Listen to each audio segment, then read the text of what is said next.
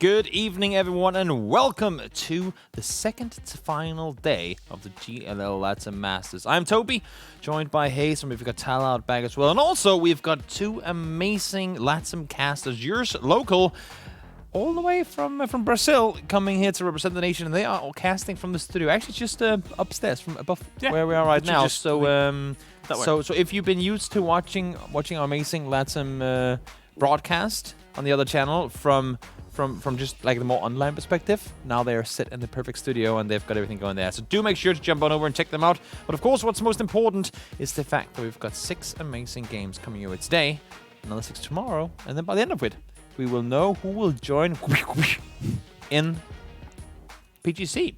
Yeah. Because they have already qualified. And then you go, but Toby and HayZ, how can they qualify if the tournament isn't even over yet? There is a simultaneous tournament playing in the ESL LA League as well, so they've qualified through there. But guys, let's have a look. Let's have a look at just exactly what the format looks like, shall we? It looks something along the lines of this. We have reached week number 3. There we go. Smooth transitions all the way through. Starting off on Sanok, then 2 games on Erangel, followed by 3 on Miramar. Then you can see tomorrow it's going to be a game of Sanok, followed by 2 on Miramar, and then to close off 3 Erangelos in a row. Fun. I love it when it finishes on Erangel. It's always nice. It always does. Yeah, true. When is the last time you've seen a tournament that finished on Miramar? I actually haven't. That's what I'm saying. They always match it to work out that way. But this, my friends, is the leaderboard. I don't think we have to talk too much about it. You can see it in your points or the screenshot there. If there's anything to take away from it, kills are rewarded. Exactly. I mean, we saw the duos just earlier, the Wingman Americas, and I mean that was even more kill heavy technically if you think about it. Yeah. So this is it's kind of like a mixture between, well, it's not a mixture. It's more kills. I think about 70% kills towards like your placement points. Usually that's what you get in terms of the split between kills and placement points, but. Yeah, definitely is kill heavy though, for sure. It is, and well, fortunately, the teams that have been able to go and rack up those kills are also the ones that are currently sitting in the top of the leaderboards, because in the first 2 weeks at least, I guess you can say the first week and the start of the second, it was Fury Black Dragons all the way through. But then Black Dragons kinda sorta started falling off a little bit, and Fury wasn't quite able to maintain the same like full-on brawl style that they were at one point. And then all of a sudden we saw Red Canids come back, the former Brazilian Crusaders. Singularity started racking up points too, and now things are actually, despite how one-sided it was in the beginning, we were going, oh my god, it's just going to be Black Dragons winning everything in week 2. Things are actually getting pretty damn close now. Yeah, I'm a big fan of Black Dragons. I want to see what they can probably do in this last sort of week here. I want to see them jump up and give it a sort of a fight towards the end. Not week 2 Dragons. Yeah. Week 1 Dragons was solid. That was impressive. Also, they had a win on week 1 on Sanok. True. And now that we're back here, who knows? Maybe that would be the way to start off not only the day but also the weekend. I mean, you have 12 games left to play, guys. 12 games for Quapish. We were kind of talking about it out back, because yes, the money in this tournament are good, but I think the main prize is to get to go to the PUBG Global Championship. Yeah. And for a team in Quapish that have technically already qualified through another tournament, what they could do here, and it might be not frowned upon, but we can see it here right now. Coming into this game, they're sitting in 7th, almost 100 points out of 1st. So even though, yes, there's 12 games left, everything can happen, I don't think they have their eyes on 1st place. No, I'll be realistic about it. I don't think it's going to happen. No. But what they can do, and what you told me as well, HayZ, they could potentially go out and say, who do we want to play against? Because they're already there. They've already made it through another tournament.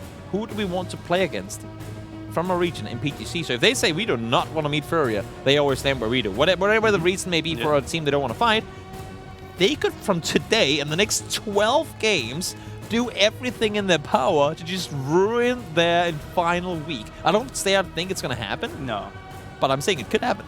Yeah, it could be a possibility. I mean, if they want to have their drop spot or something, but obviously it depends, because there was the group stages before the main grand finals in PGC, right? So it depends if they're in even the same group. I don't think they would be, really, would they? Because they'd be split between 2 groups. But most likely. Yeah, but nonetheless, I think rivalry maybe too. Yeah, it could just be like a rivalry thing where they just don't like one team and just like, what, I don't want you there. We'll see. Yeah. One thing that is important here to look at, though, for A, only top 1 goes through, and B, you can see the top 3 teams sitting above 200 were really close to each other, but from 201 in 3rd place, you go down to 163 in 4th. That's Singularity. Singularity, where they were on a rise, they were doing good by the end of last week, so I'm expecting them to what do you say, slim that gap, or like tighten the gap a little bit in that regard.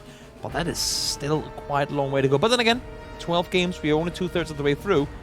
We've seen crazy things happen before, and I would not be surprised to see them happen here as well. 100%. Yeah, I remember they had a pretty bad start to the league. I think the first week was pretty. Yeah, it pretty was a rough beginning for them for sure. And then obviously they brought it back slightly, but you see Sanok, first game of the week here. Let's see, the playing path is pretty southern, so obviously it takes quite a while to get up to the north because you got to fly, all that stuff. But the circle does pop. It is on this the sort of the main centered. What I guess would you call that the main centered island? It's just the island, like the main island. The main island. That's what you call it. Yeah. I think you can easily call it the main island. It's. I think landmass wise, it's more. There's more landmass on the eastern island than the both other islands combined. True. So it has to be like the island. Yeah, makes sense. It's the Erangel to the two Sosnovkas, you know? Essentially. In there's one thing that I am a little annoyed with, though. I have to say it, Hayz, because you have manipulated my mind from week 1 of this tournament. Yeah. I have still yet to see a plane or a circle 1 that does not connect with the plane. And I would hate for that to be a thing. That's my issue with it, because really? I don't mind it technically being a thing. But I hate that it is a thing, because I don't want people to know Southern Plane, Southern Circle. Yeah. I don't want people to know that. I want to have that barely even scratching ducks on the southern side, and then it just smashes its way up to top muck. I mean, I want to see those. You just circles. want chaos, don't you? No, because I mean, there's not necessarily chaos. It's just plane 1 on the circle. Oh, circle 1 on the plane. I mean, but then again, I suppose with that, if the circle was pretty far away from the plane path, then it would create some interesting rotations and some nice little storylines. Yeah, and one team, if any of you guys sitting out there watching has been watching PEL, the European League, one team that is really good at utilizing those things more often than not is Liquid. They had a game, and it stands out to me, they had a game where the plane was really far east, and they knew there's no way in hell that NIP is in South George. Yep. So instead of looting Pochinki, they rotated all the way over towards South George, and then they beat them to it, and they killed off 2 players of their team because they knew there's no way that NIP thinks there's anyone here. So they thought they were going to have it for free, like guns down by the sides, not prepared at all. They get 2 free kills, and they get to rotate on it. Those type of situations we don't really get to see when everyone's, at least to a certain extent, in or around the plane, or in or around the circle when it pops. Yeah, that's like those 200 IQ I like those 200 IQ kind of movements where no one expects it, not even NIP themselves, and then it's just like they just completely get destroyed. It's really good to see, but it's also really rough for the other team. Oh yeah, for sure. I mean, it's not easy at all. Furia, they're crashing towards the center. We see Quapish here as well as multiple teams in and around this area. Now again, Furia has played this exact compound a few times before, and they've been able to sit here and do nothing a few times before. They do this, Furia, especially on Sanok. They have a very, I would say, European approach to it, where I don't want to say Sanok's predictable, but Sanok's predictable. And you said it. yeah, and I think Furia. It comes down to doing your homework. Yep. It's no guarantee that the game is going to end on this compound, but Furia probably knows by now that at least for the next 3 or 4 circles, they'll be in a pretty damn decent spot. Yeah, and they're playing based on that. They're saying we might not get to sit here for the entire game, but if we can sit here for the next 4 circles and have all 4 players alive, we can have a somewhat decent center position in the circles. Hold that thought. Silson, we just... Okay, these guys, we're just going to mention. We've just seen them win. Silson and... actually, it was Kodak from another team. Yep. But Silson and Kodak, they just won the duo tournament.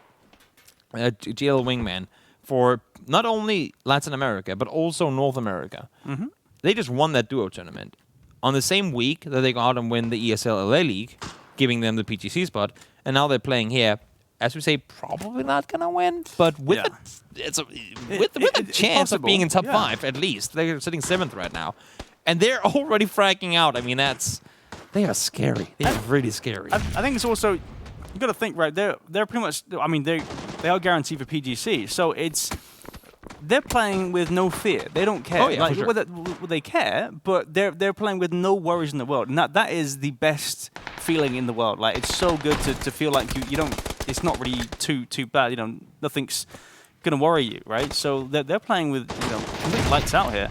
And to me, one of the main things in that is normally we have the Joker team kind of doing weird things all the time. Oh, Ragnar, you gotta be ready for it, and they were, fortunately, and the flush doesn't even come in either. That's 3 kills. Unfortunately, Herald goes down, but they do find 3 only losing 1 player. But what I was gonna say with it is normally or sometimes you can have that league or that format where you have that Joker team that tends to do weird things. This might be the same case, but these guys, I mean, they're kind of the first place caliber team. You don't want to have a super duper scary team be unpredictable. You kind of want to play in a way that you can avoid. Like if you're Furrier and you say, oh, we don't want to fight your pitch early, you don't position yourself right next to them. Or if you're, like whatever situation, the top teams are normally predictable, but they're really good at what they do. If Chapiche start playing wild, like completely wild in the jungle style, unpredictable, that's going to be so scary for the other teams trying to win. Well, Yonkosh gets the knock onto Burt, but then Kodama replies with the flush as well onto Relance. So, oh, is that a nade? More coming in though. I heard something. Yeah, that's a smoke. That's fine. Right behind him, fortunately, that a nade. But Necro and DT Soul, they're pushing around the side, might be able to get something going here. Again, compound fights. We talk about it all the time. We have seen circles going to the same areas very often, and well, this is yet another compound that you could be expecting the circles to go towards. Yeah, I love the fact that he checked the top side of that door there. That's I mean, it's a spot. You have to peek it. You have to peek it. But Feiska, we've seen him pop off many times before, especially in the first week. Really well played in the first week there. But let's see if he can pop off once more. Maybe not then. Yonkosh. Why did he have to do that? I said it, didn't I? Kodama gets to reply onto Yonkosh though. And Necro, he's throwing out some. Is that some nades or some smoke? Okay, that's smokes. Yeah, they want to get Yonkosh back up on his feet. Yeah, it's flash. Oh, that flash is big. That could do something. Yeah, wow. Necro comes in.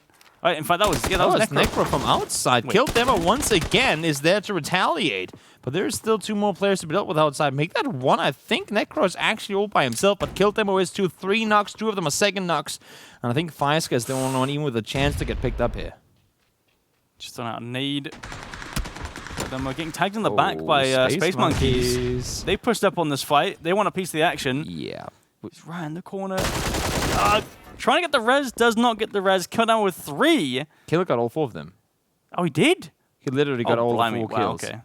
Wasn't it also Kill Demo last week? That was said he's the player from Black Dragons that actually gets kills.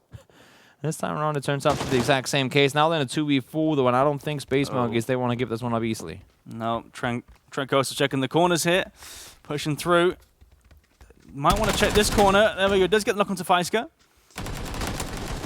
Churn coming from Kill Demo. He does get 1. Dream Rush goes down. Running rather than trying to go for the flush. Oh, he was inside the window, so he couldn't get to flush him. It's a little ironic how Black Dragons played week 1 on all the maps so damn impressively, and then this is actually the 3rd Sanhok game. Like the first 2 Sanhok games last week, they had 0 points in both and died in 16th.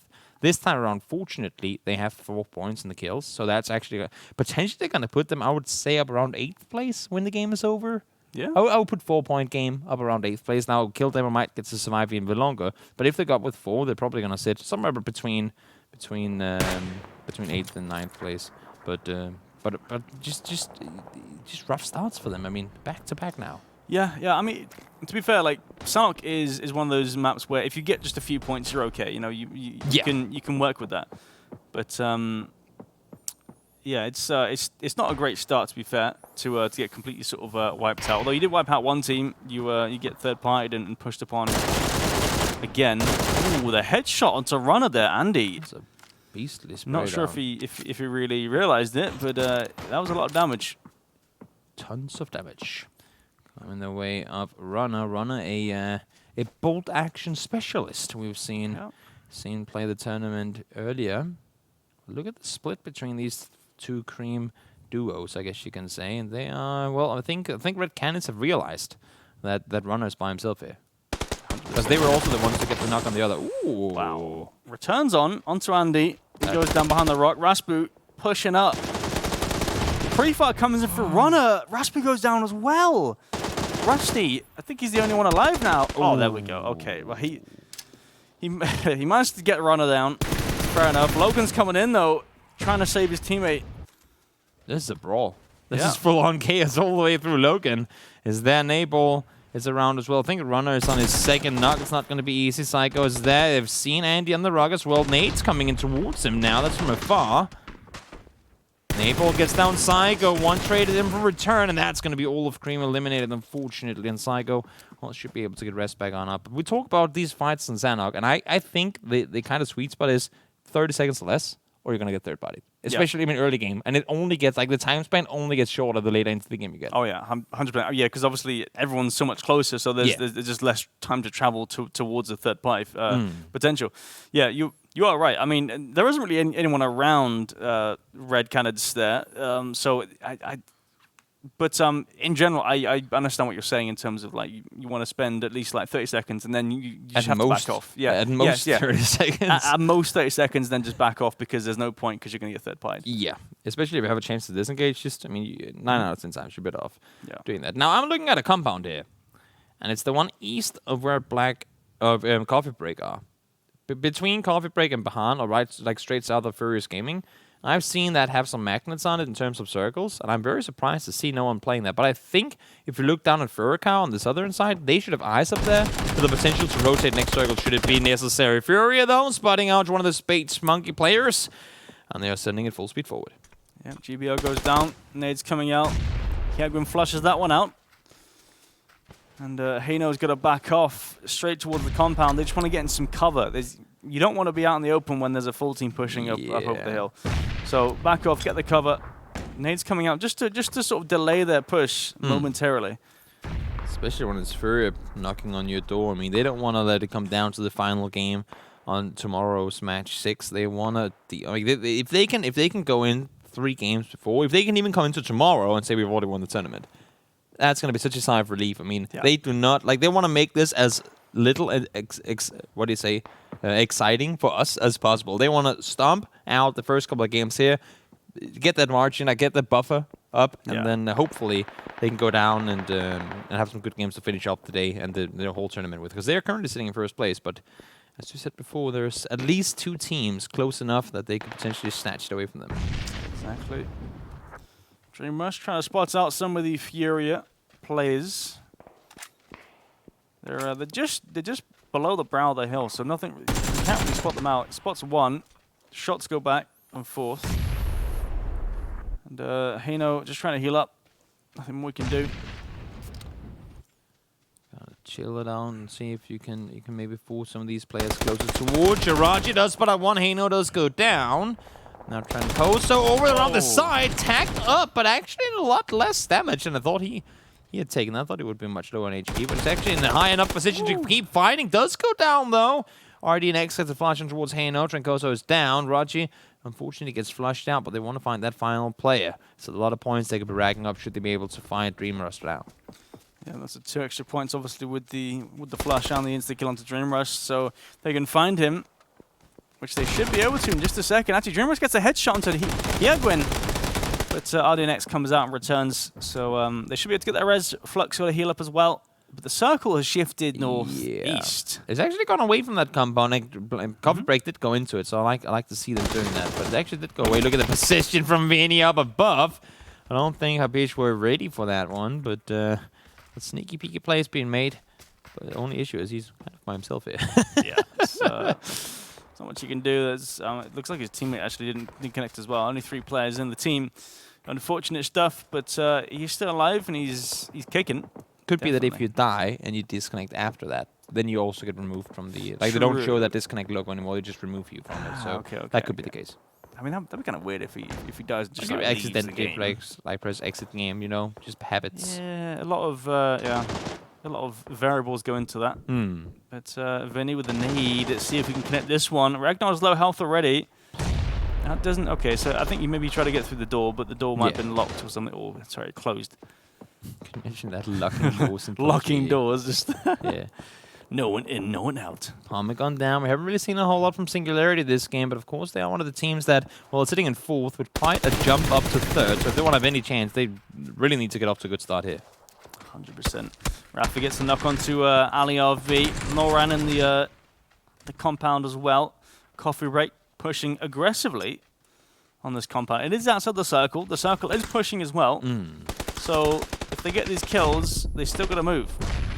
Noran towards Noran. Not a whole lot more he could do. He's going to go down and out.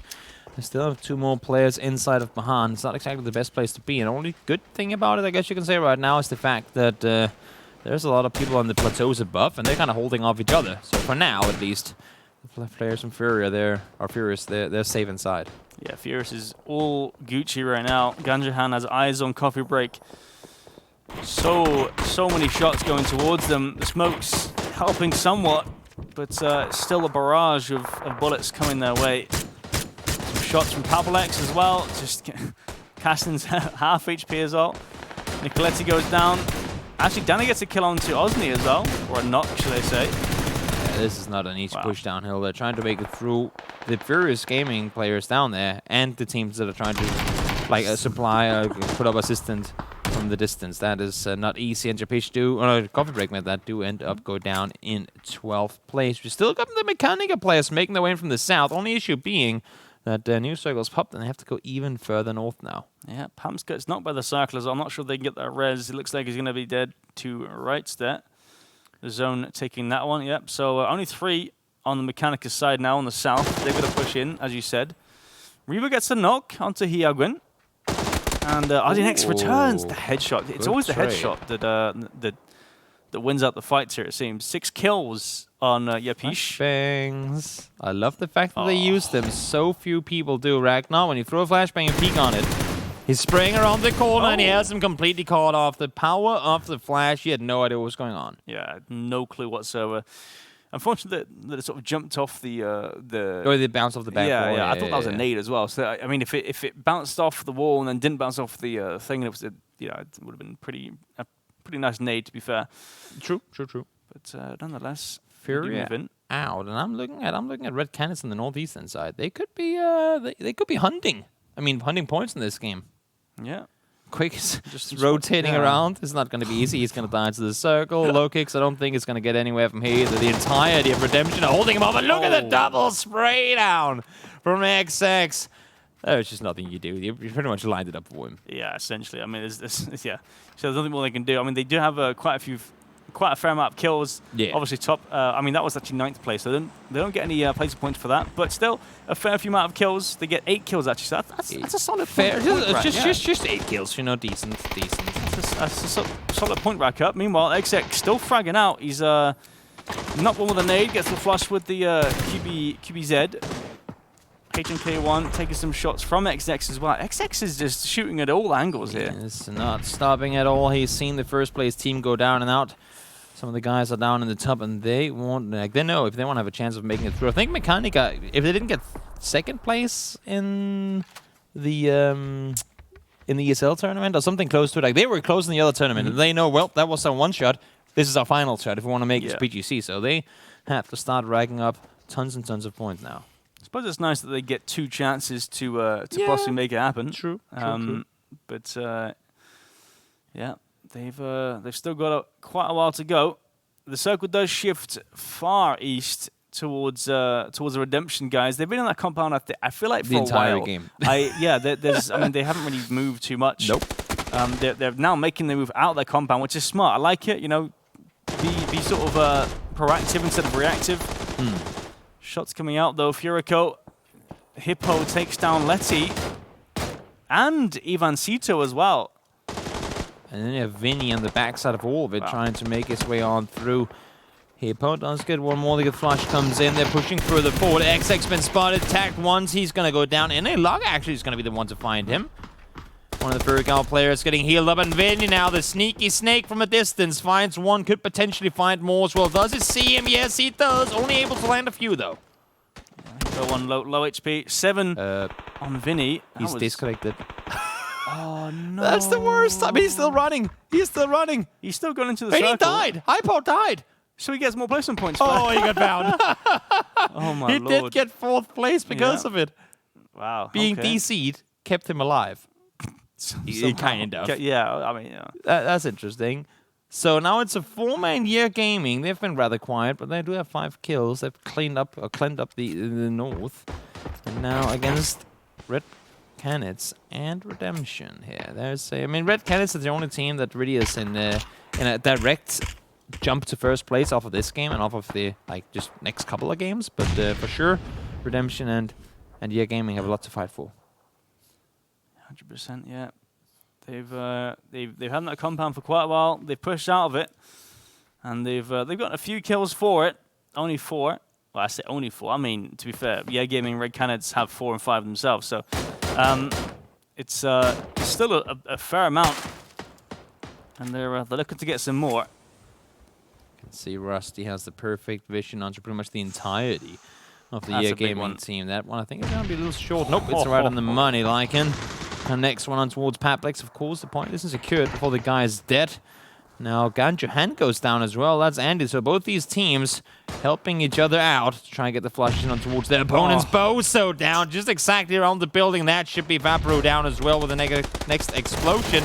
But now, looking over the top, we've got the entirety of Redemption knocking on the door, and they're racking up points already. Cypher goes down. Kovac with that one. This is 4v1 now. Yeah, it's essentially Redemption just surrounding Andy. Yeah. They know where he is. Nade's coming out. This should be a good one. Does some damage nonetheless. And there we go. That's going to be it. It's going to be a Redemption win. 8 kills to it. A lot of teams with 8 kills this game. I think it was 3 teams racking up 8. I mean, we had Hapish racking up 8 pretty much before the game even popped off.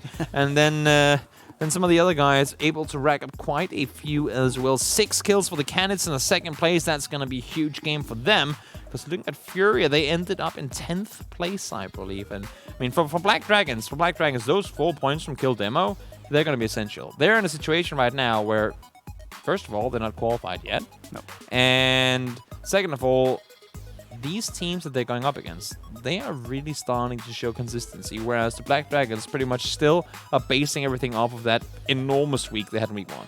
Yeah, exactly. I mean, they completely smashed it in week 1. The movements they were making were just something we've seen from even like the top teams in PEL. Yeah. And then suddenly they just kind of drop. Either they drop off or the other teams kind of improve. Other teams rose to the occasion. Yeah, exactly. Yeah. I mean, it's always when you have that one team that really separates itself, everyone looks to that team and say, how do they rotate? How can we prevent them from doing that? How can we catch them? And that's what everyone kind of joined together and said, in order for any of us to have a chance, we kind of need to deal with Black Dragons first, because they were 40 points ahead at one point. Mm-hmm. And it's not that teams started hot dropping them or anything, but clearly teams started forcing them to stumble more. And till this point, I haven't really seen Black Dragons really turn that around yet. No, I don't think we've seen them really do anything that they did in the first week.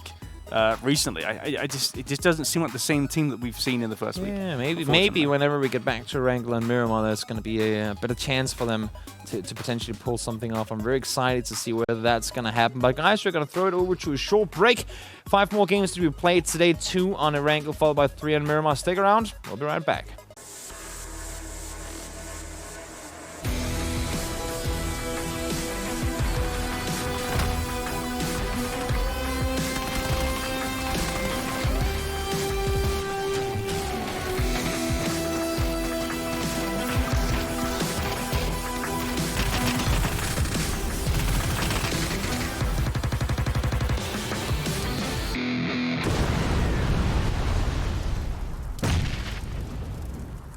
We have reached a point at which there is just one Sanok game left of the entirety of the GLL Latam Masters. But you ain't gonna get to see that before tomorrow, because the rest of the day today is gonna be all about Erangel and Miramar. First off, 2 games on Erangel, followed by another 3 on Miramar, and things are starting to get a little scary. If I'm Furia and I'm seeing these Canids, because they might not rack up the crazy double-digit kills all the time, they have a way, kind of the same way that Fury actually does themselves sometimes, but they have a way of making late game over the last week that should be scary. I really want to see that average placement. I don't care about the kills. The average placement for Red Canids over today and last week, that's got to be within top 5. Yeah, 100%.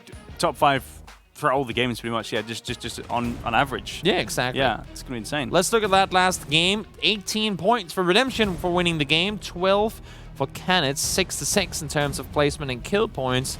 And then, well, Japish, 8 kills. Pretty solid at that. They're gonna set themselves up. And I said 8th place for Black Dragons for 4 kills early on. That's exactly where they sat. Yeah. Of course, not the game they would have wanted, because sure, in many situations, a 4-point game can be fine.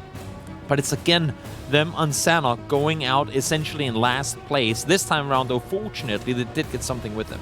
Yeah, exactly. Obviously, Fury as well with 4 kills and no placement points, but puts them kind of joint with Black Dragons. But here we go. Obviously, I mean, nothing's changed too much. No, but it's 2 points out now. Yeah, exactly. 2 points out. And you got Dragons a little further down the list, but still very doable. And now Redemption, they're the ones to come knock on the door, just surpassing Singularity by a little. Interesting fact, though, last game, not a single team at 0 points. That's pretty rare to me. Singularity, though, down there with 1. I know for a fact these guys are thirsty. Their coach, their manager, their owner of the team has come out and said this week is going to be a green week. And, well, you can talk the talk if that's what you want to do, but you got to be able to show us that they have what it takes. I know they have what it takes. It's just a matter of whether they can put it all down in their games now. This plane is pretty damn south to north. Yeah, that's a solid plane. That's very south to north. Very central too. Yeah, it's a pretty solid plane. Everyone can sort of get to where they want to get to. Give us that hot eastern circle. I mean, it could do, possibly. No, we couldn't, because it has to touch the plane path. It does. It doesn't. Hard east, west, north, it possibly east. could. I mean, it could be military as well. It could be Star Wars. It could be anything, essentially. Well, it can't be other hard than west. a prim. It can't be hard west. Or could it? No. No. It's gonna happen eventually, Ace, and you're gonna get like completely mind blown by the fact that it does. Now, gaming, and we've seen this before, I feel.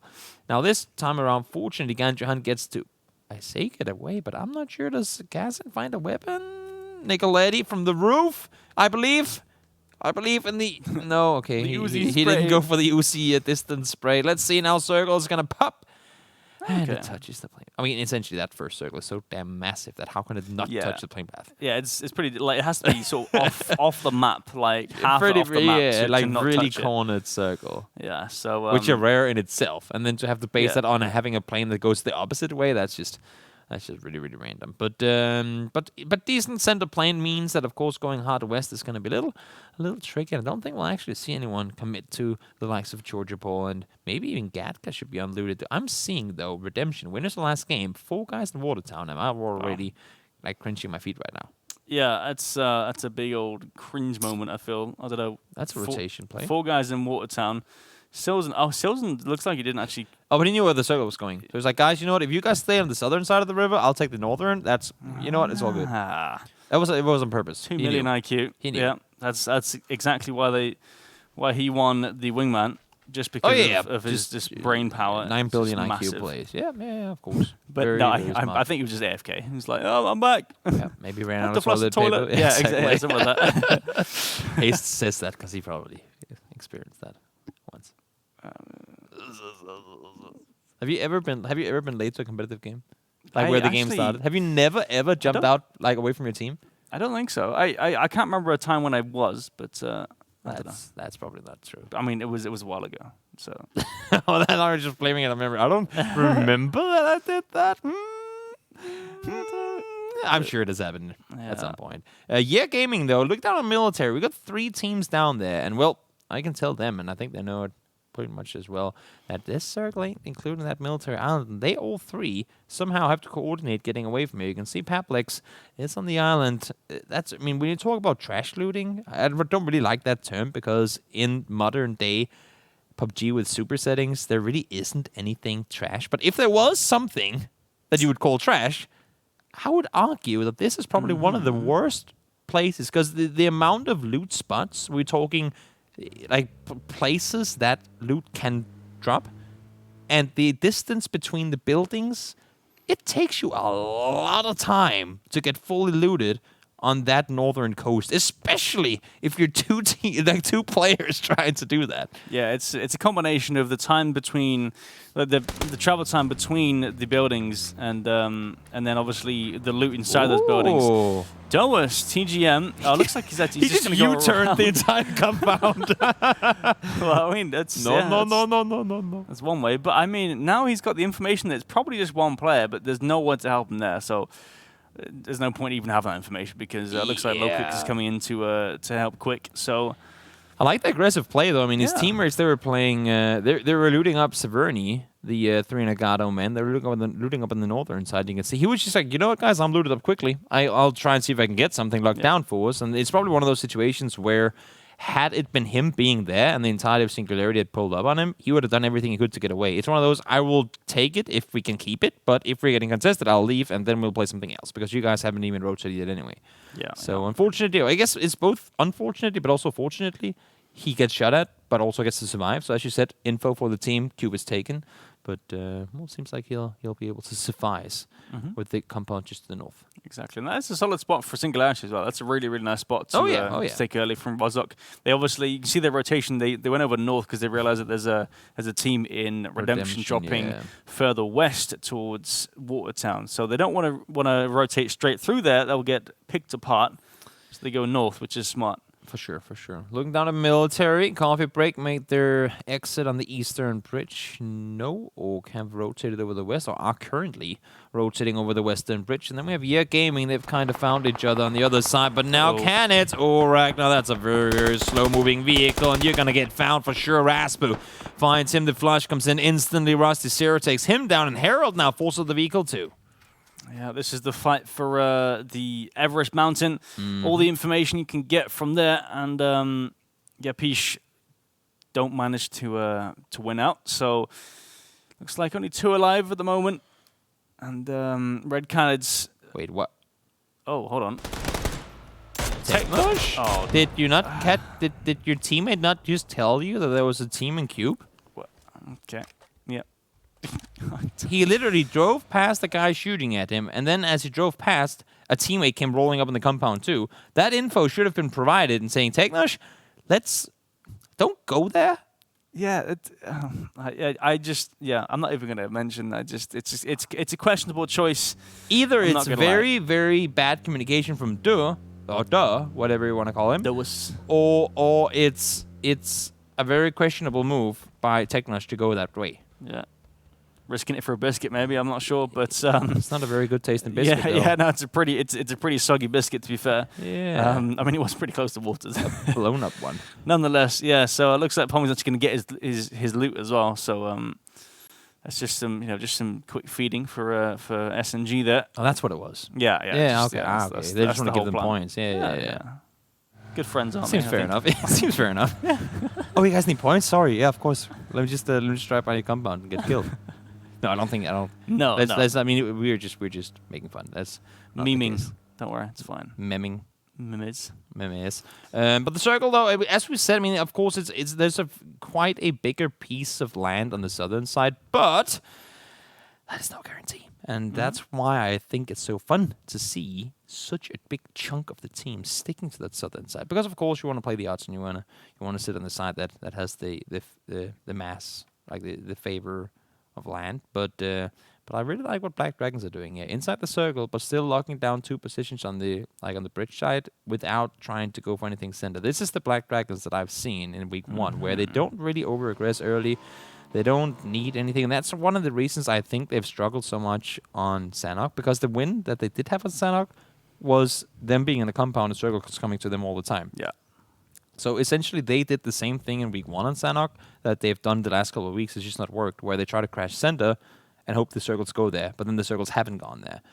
And that play style just doesn't, like, it's not the Black Dragons play style, so they can't play their Black Dragon style on Sanhok the same way they can on Miramar and Wrangel. And I think that's what's really been screwing up their games, that they have to go out of their own meta, you could say, or out of their own favorite style of play on Sanok, because they have to adapt to the map. And I think this is much more them. Play on the edge, play it slow, like Na'Vi style. Stay 4 guys alive. Like, doesn't matter where you're on the circle. Just be inside somewhere. 4 guys alive, and then when you hit circle 4, circle 5, you can start taking those fights. Because odds are that you have 4 guys alive, and teams have either had players knocked or even lost players, and that's where you can really start steamrolling. Yeah, exactly. Circle does shift. Goes over towards Georgia Pole, towards the containers. It's an end on Furia. Yeah, it's that's a solid circle shift, but wait, did RDS just knock his teammate? Yep. Yep, that happened. HNK1 goes down to his teammate. Yeah. Nom. Silson picking up all the kills. And then High Power flushes his teammate. Okay, what is happening here? I don't understand. So for Cal, they did the other one. They didn't say we'll give you points. They say we'll take away our own points. But I don't think they know that you can't get points off of killing your teammates. Yeah, no. I mean, it doesn't work like that. You get damage.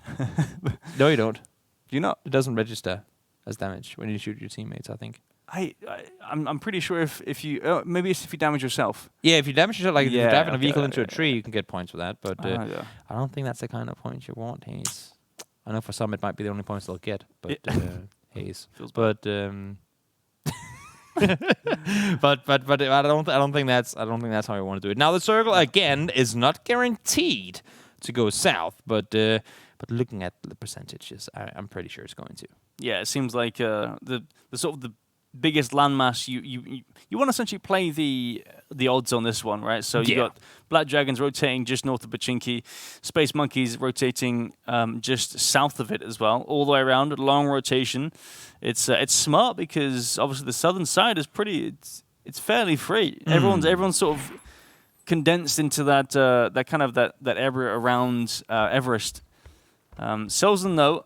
He's on his own. His teammates are way south. Literally on the other side of the map. Yeah. So, but I mean, Silson's got the most kills, so he's doing work for his team. He's harvesting. Everyone has 0 points so far. I don't think that's true, but I like to see the fact that we have all the teams listed up here. So you guys, should you not be aware of the names, you will know now. Here we can see Jabish 2 kills. They're actually in first place overall off of Silson's 1-man kill-stealing performance there. Letty does go down as well, so that's points racked up on the backside of things too. And the XX, we saw him last game, pop off some decent points for his team, but him and Pam's there on the northern side in a circle that's potentially going south, and only 2 guys alive. So I don't think they're going to go full frag mode now. No, I mean they do have the Georgia Pole Bridge themselves. Well, I say themselves. It's pretty free. It's not being camped, but they're going to get rid of TGM to actually cross it. So they have lost their teammate to TGM. So we'll see if they can trade out. But nonetheless, they do have to get somewhere towards the southern side. So everyone except for Furia, Mechanica, Furicao. I'm not even gonna call. I'm gonna count Silson. So we got 3 teams essentially on the northern side, but 2 of them are down to 2 players, and I think Furia has lost 1 too. Oh no, there's still 4. There's still 4. So Furia is actually the only 4-man stack that is still on the northern side. But as we said before, they're also in a position from where they should pretty easily be able to rotate over towards the south. Ooh, shots coming in from Harold. Obviously, only 2 players in that compound. Teammate Silson is further north. Some tags come in though. Shots back and forth. Actually, RDP Redemption. I think that they got a knock onto one of the. Yeah, they knocked DT so up in the eastern side of the compound. Yeah, exactly. Yeah, so they do get that one. Smokes come out. The res comes in from Junkosh. Should be pretty doable. Circle shifted south as well. You can see Furia full speed sending it on through. I'm not sure I'm agreeing with the position they're going for. They're all pretty much crashing into a shack and and I call them the store buildings, but you know, like the small blue ones. I don't think that's where you want to play as 4. And you can see the remaining 2. I think it's RDNX and Flux. They are indeed crashing into the to the containers. And now quick, and I mean, there's a lot of driving going on right now, and a lot of shooting and people driving. Low kicks trying to get away from the position he was in before. They might be able to do so, but they're driving straight past the Furia players, and that's going to be scary and extremely dangerous too. Yeah, Space Monkeys driving straight into Furious Gaming. Pulling up. They want this compound. They're going to take it by force. Yeah, we'll see if they'll succeed in doing so. Space Monkeys pushing up Noran is going to be the first line of defense. Yeah, the first man on the first building. GBL. HayZ actually throwing a nade into the room. It seems he's going to try and get that in. Oh, actually, that's over the building. That's a Hail Mary. Interesting. Chiquitin does get a nade onto HayZ. Noran with the support knocks him down. Oh, that's a perfect That's nade. an interesting bounce. I don't think it was on purpose, but he gets a double knock with it. What?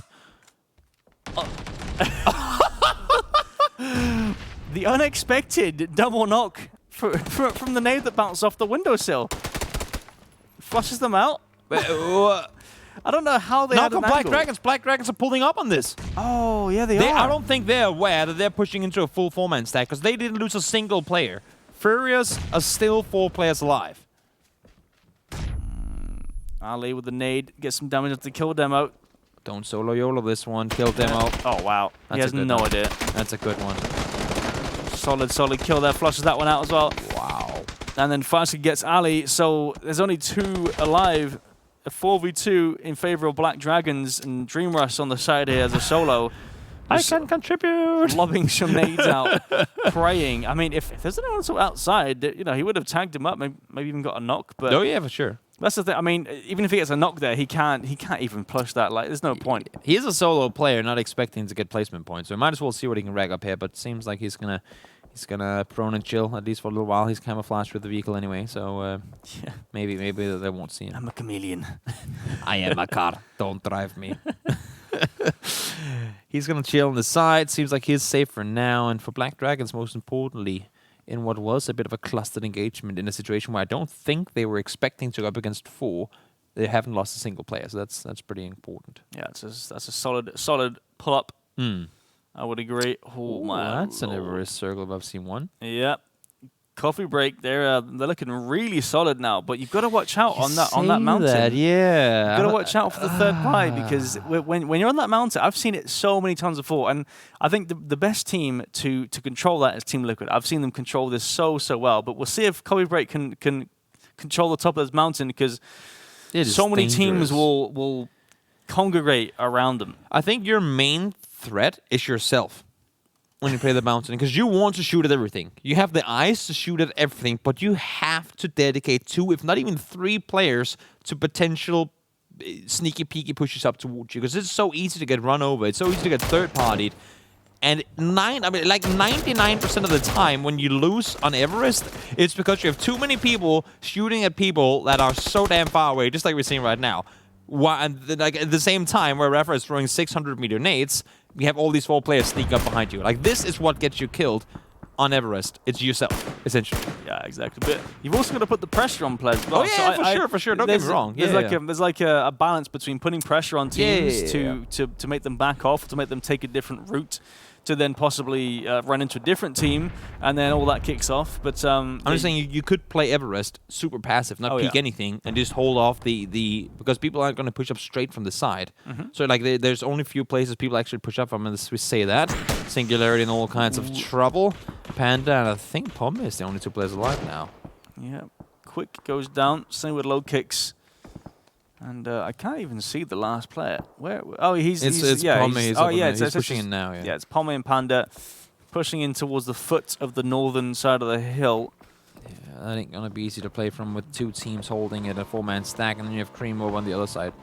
Yeah, you gotta watch out for Red Canids as well. I mean, as well as Black Dragons, Coffee Break. There's a little music in the car. Oh no, I see what they did there. Thank you. Seems like everyone knows what we're talking about now. Little interesting. Now now Pomme is under fire again, and I think Singularity, they've pretty much pushed themselves into what will eventually be their own butchering. Yeah, it's gonna be rough. I mean, at the same time, I'm not sure if Fury have eyes on... Yeah, okay, so Flux gets the knock to Pomme. I was going to say, I'm not sure if Fury have eyes onto Red Canids, so they can sort of like cover them over there's nothing to cover from there. Over Singularity, but yeah, no, there's just nothing they can do.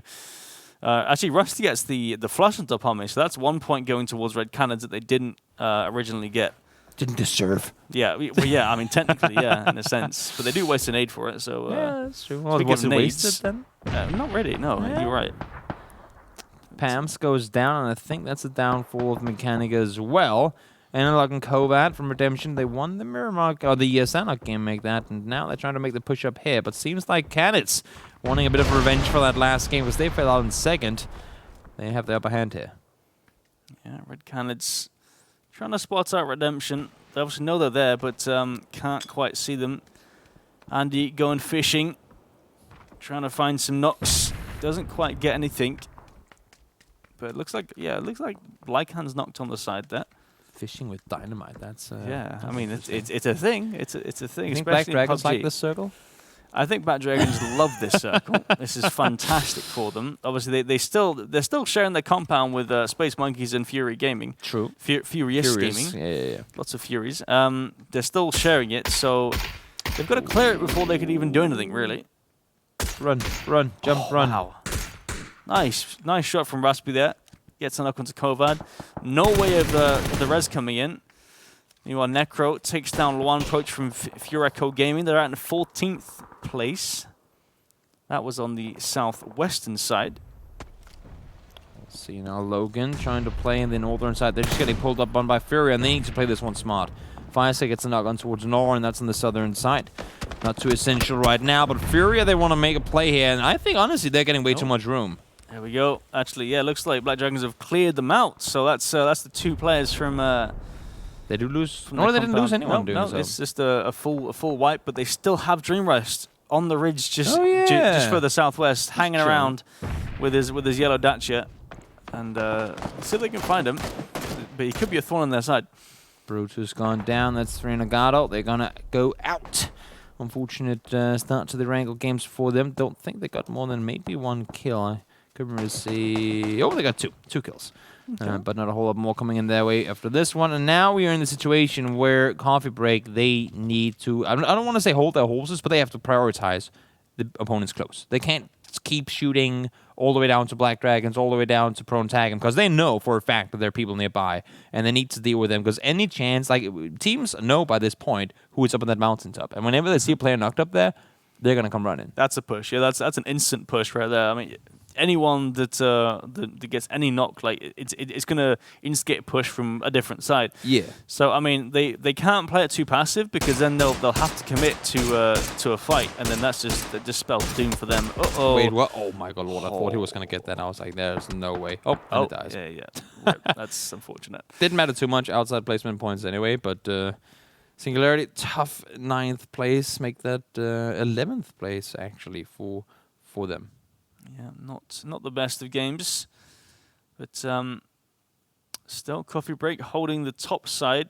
Red Cannon's kind of like they're kind of lurking around the sort of the off top. I was gonna say off top. The eastern top side of the mountain. I like that though. There's so many ways on this map, especially in this area of the map, that you can get snuck up on. And we have seen the power of these freaking snakes sometimes, right?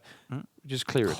Clear it and play it smart. And speaking of how good that last circle was for Black Dragons, I don't think they like this one that much. No, this one's not so good. Not as good as the other one was. I was gonna say with the Red Cannon spot it's good because they can either choose to push up and around if they want a third party Coffee Break, or they can go underneath and around as well. So they haven't committed to any side. True. Because if they commit, then they'll have to go all the way down the hill and get shot by everybody, and it's just a whole mess. So they can play this out. Black Dragons, they do need to, despite them not knowing it, deal with Stream Rust, because I feel like he's going to be one of those players that could easily take out 2 of them. Oh, yeah. Like, he's going to catch them from behind. Now, they are looking over towards Prone Tag him. See, Relance is pushing up the hill, and I'm actually a little surprised not to see any of the Black Dragons players trying to claim some sort of land inside the circle already, because if any of the, like, if Prone Tag him gets to go on the southeastern side of this circle and contain dragons, that's going to be really difficult. Exactly. RDNX trying to spot out the Coffee Break members. Only 3 alive on Furia. 3 kills. It's not too bad here. Yagwin with 2. Some shots come out. So definitely knows that he's there. He's in all types of trouble. Yeah, there's not much he can do. He's kind of stuck between a rock and a hard place. Yeah, I guess some would say that. Yeah, a lot would say that, actually. Yeah, surprisingly, many people would say that. Yeah. Often and all the times. That's a bold action where you probably wouldn't want that at DMR. Yeah, that's a big old M24 shot. Now they're starting to realize teams are coming close. This is where you don't want to be up here anymore. Coffee break. You've not been able to deal with Furia. You've not been able to deal with Cream, and all of a sudden Red Canids are knocking on the door. Yeah, it's like they've kind of. Yeah, I mean, and then Osni goes down. Furia pushing up as best they can, but you've got to watch out for Cream behind on the western side because they're going to come in behind. Yeah, they indeed are. Rafa spots one, not able to get him down. Now he's going to go down too. Both him and Kassin get themselves knocked. Hyakuen, great job by him. Dreamrush does get found. Faiska finds him. Important damage being done, and then Kassin actually gets stolen by the Canids. So that's good info from for Furia to know that the guy's currently sitting second place right next door. Yeah, Coffee Break goes out in 8th place, so they just get picked apart by multiple teams, and as we were saying, you want to control it, otherwise you just get picked apart, and that's exactly what happened. They lose the control full on there, and now it's a new team on the top. That's the issue, because then the team that gets to take that top from them becomes the team that has to do the exact same thing. And Canids, they've been playing that all the eastern side, never really cared too much about claiming the top, but they now have 9 kills to know their entire northern side is free. And Black Dragons, they're playing this one smart. We talked about it before. Keep 4 alive all the way up to the late game. Look at how they're flanking this one now. They know they have to get up on that hill eventually. They want to get around, they want to get behind the Canids, but they're aware of it too. Yeah, I love this play by Black Dragons here. We've seen them do this in one of the first weeks on the Stalber Circle, and they're doing it again on this one. Different hill, same situation. Raspu though, lots of damage onto Black Dragons here. The fact that Canids read this is massive. Oh yeah, it's so clutch that they actually say, guys, we could go and get more kills here because you already got 2 knocks on the other side. But we need to make sure that no one comes from behind, and they just did that. The fact that they all commit to pushing around and making sure no one pushes through, very impressive. And you see that forces Black Dragons into a situation they never thought they would have to be in. Yeah, exactly. 9 kills on Red Canids so far. 10 now. My lord. And there's still so many to get. Yeah, that's the thing. They could really, really start racking up here. Yeah, and obviously Red Canids being in second place just behind Fury as well. We talked about how Canids is not the team that gets many kills, and this is actually going to be one of the counter games to that, I guess you can say. They're going to take placements and kills with it. 10 secured already, with the potential of much more to come.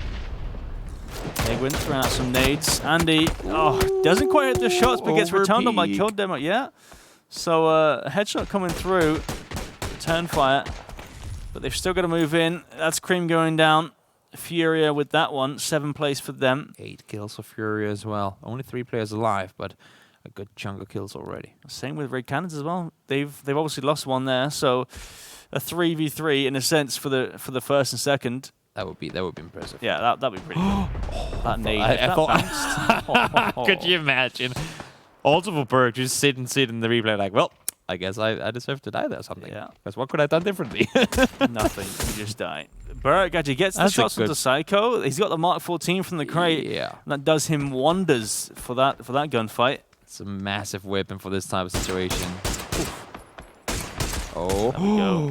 Oh, it's Raspu actually who finds him, but Rusty was tanking blue, and now Raspu with the 5th kill of his game. They have Psycho knocked, and I don't think that's going to be any reses coming, as Todix is actually pushed all the way up towards them.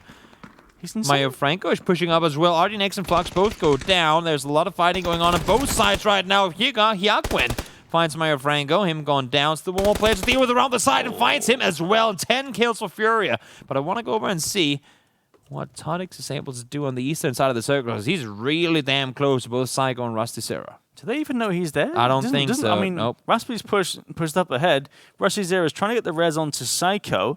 And Toddy's just playing complete spoiler right next to them. Rasper knows that he's down in the crate. Berg obviously just shooting at him. But they have no clue. And he's going for the rest now too, Todix. Todix is, I think, he's sitting underneath the rock. Yeah. Todix is sitting underneath where Rusty and his teammate are. They're actually both getting reses now, but as I say that, they're right next to him. Gets the first one, gets the second one as well. That is huge for Black Dragons. Now he might get found in return. It's going to happen as well. Raspu finds him, but not before both two teammates have fallen. With the circle closing in already, there's going to be no reses coming in. Now Burke, Harold pushes up behind him. Todix gets found.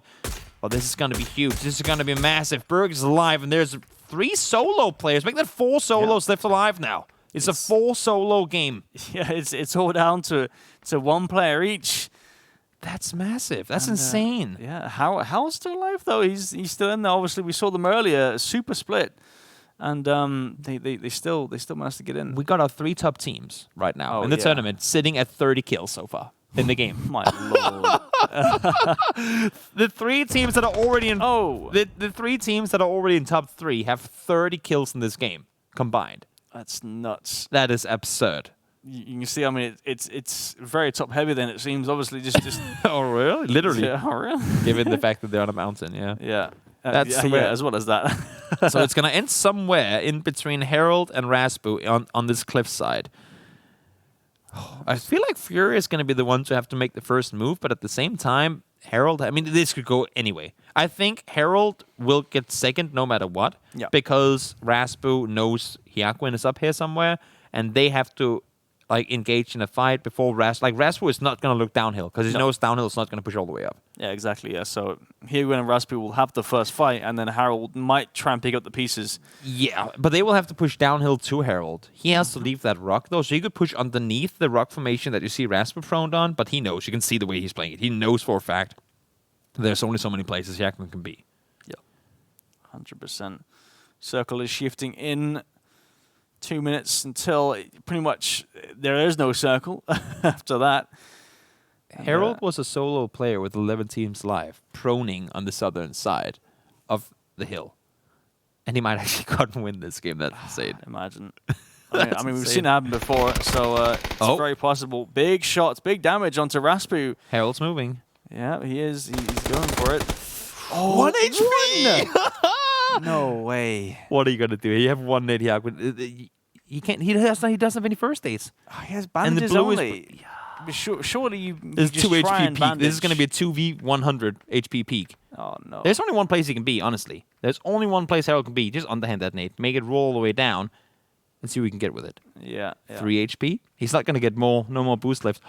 This nade. I mean, if he does any damage, then he's dead. Oh! Imagine him killing himself. Lord. Oh my! He's dead. There's no way. There's no way. That would be insane. He's gonna go out. He's on the edge of blue. He's taking a bit of damage. Oh, there we go. Okay, instant headshot too. But whoosh, whoosh, wins the game. In a situation where I would like to see in the replay, I don't know if you're actually going to see it, but I'm pretty sure there was something around the lines of 11 or 12 teams alive when Harold was a solo player, went to prone on that rock that he hit on for a long time, and that was a crazy end to a crazy game. 32 kills between the top 3, the team that was top 3 teams that were already with quite a big gap in between everything there. That's absolutely nuts. And yeah, I mean, as I said before, with Yapish having such a split start with Silzen up in the north, because he obviously he didn't get back or something. I'm not sure. Yeah, no one knows. He can find a toilet paper or whatever. So they're playing essentially as a 3-man. Obviously, Silzen did get 2 or 3 kills, I imagine, on the north side. On the north, yeah. So I mean, he did his part, and then obviously the rest do theirs and win the game. That was very, very. Also, just because they all came to that end game in very different ways. I mean, Furia played the northern side. They got kind of split in a weird position where they had to fight off Singularity, half in containers, half in that little one building there. So they had to fight their way up on that side. Then you have Red Canids on the east. They never really had to move too much, but they were holding off a lot of teams. And then Black Dragons on the southern side. They hugged that compound for a while, but they had to full-on YOLO breach into that building to even get started. Their first 4 points came off of having that engagement. Yeah, exactly true. I mean, I'm saying Red Canids, they kind of held that eastern side of the Everest for so long, and just everyone sort of came into the foot of the hill, and they were just shooting everyone at different sides. So that's why they had, I think it was 9 kills as they got up to the top of Everest. Crazy game to take us through the second to last Wrangle game of the day. But guys, we're going to take a short break. Stick around. We'll be right back.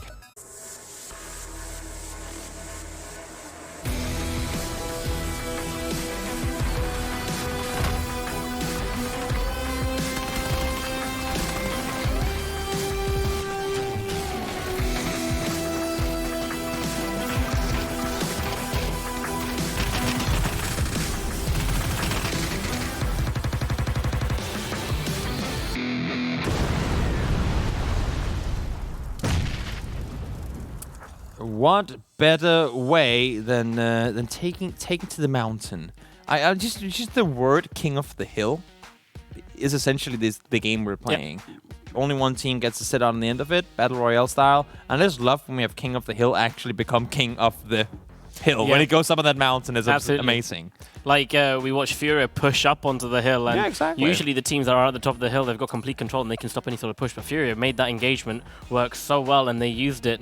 Well, they just executed it perfectly for them to be able to take care of Coffee Break, push up, and then they took the area themselves. Unfortunately, they did get third parties along the way, but they stayed up there right up till the second place as well. And I think we talked about it during the cast as well, and I think it's on Coffee Break to not prioritize their fights well enough. But let's see with them going down a little earlier where that put them on the leaderboard after that game.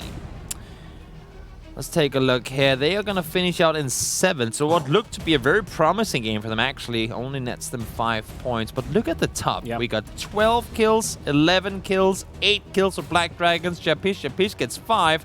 Nuwalk with 7. And everyone below that was at 4-0. That's insane. That's mad. That is very, very top heavy. Yeah, that's an insane amount of kills to get for first and second place. You can see the placement points, 5 and 6. So they came third, fourth, and second. But 17 points. The extra kill gives Red Canids the overall first place for that game. And you've got to say, I mean, if you're Redemption or Singularity looking to try and catch up to these 3 powerhouse teams, that game right there has got to be one of the biggest fists to the chest that you could ever imagine. Look at the amount of kills they have in comparison to anyone below them. It's even just looking at Red Canids, who took number 1 there.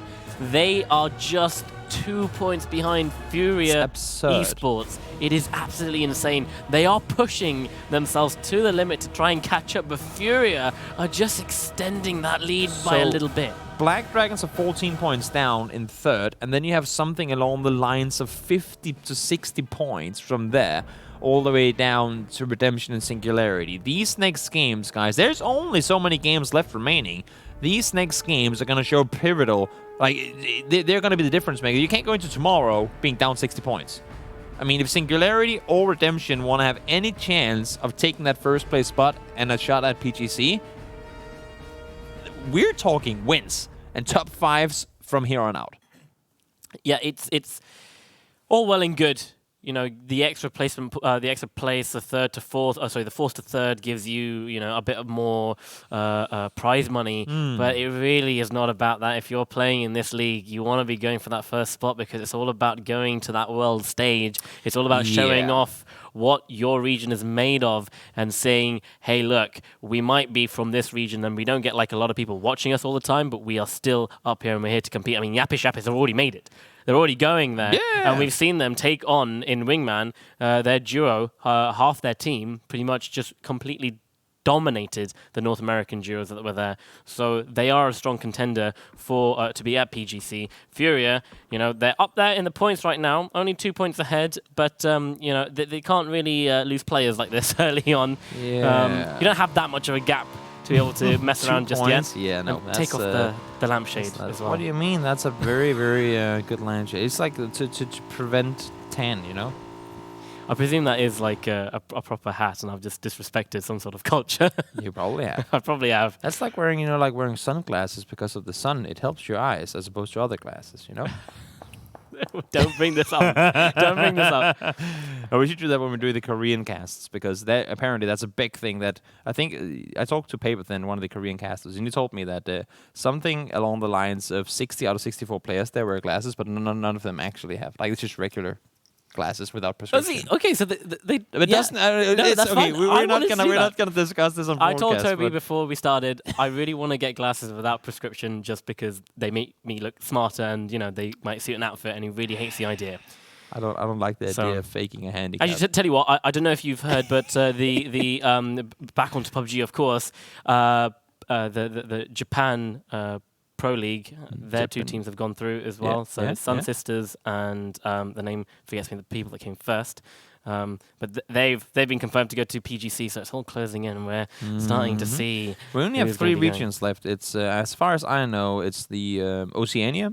It is Taiwan, what is it called? Hong Kong, Taiwan, Macau, and it is and it's Latam. It's only 3 regions now we have left with the.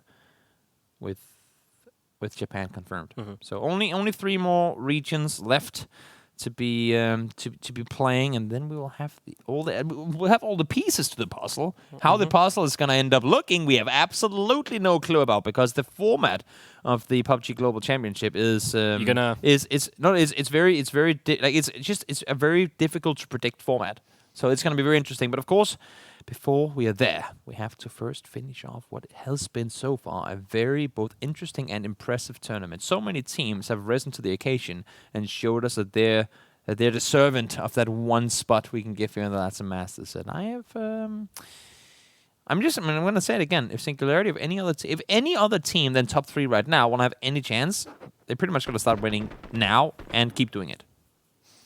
Start being very aggressive, going for all the fights. I mean, and win them too. Yeah, win them too. The start of the last game, Furious, just sending it straight into that little compound on the south of Everest.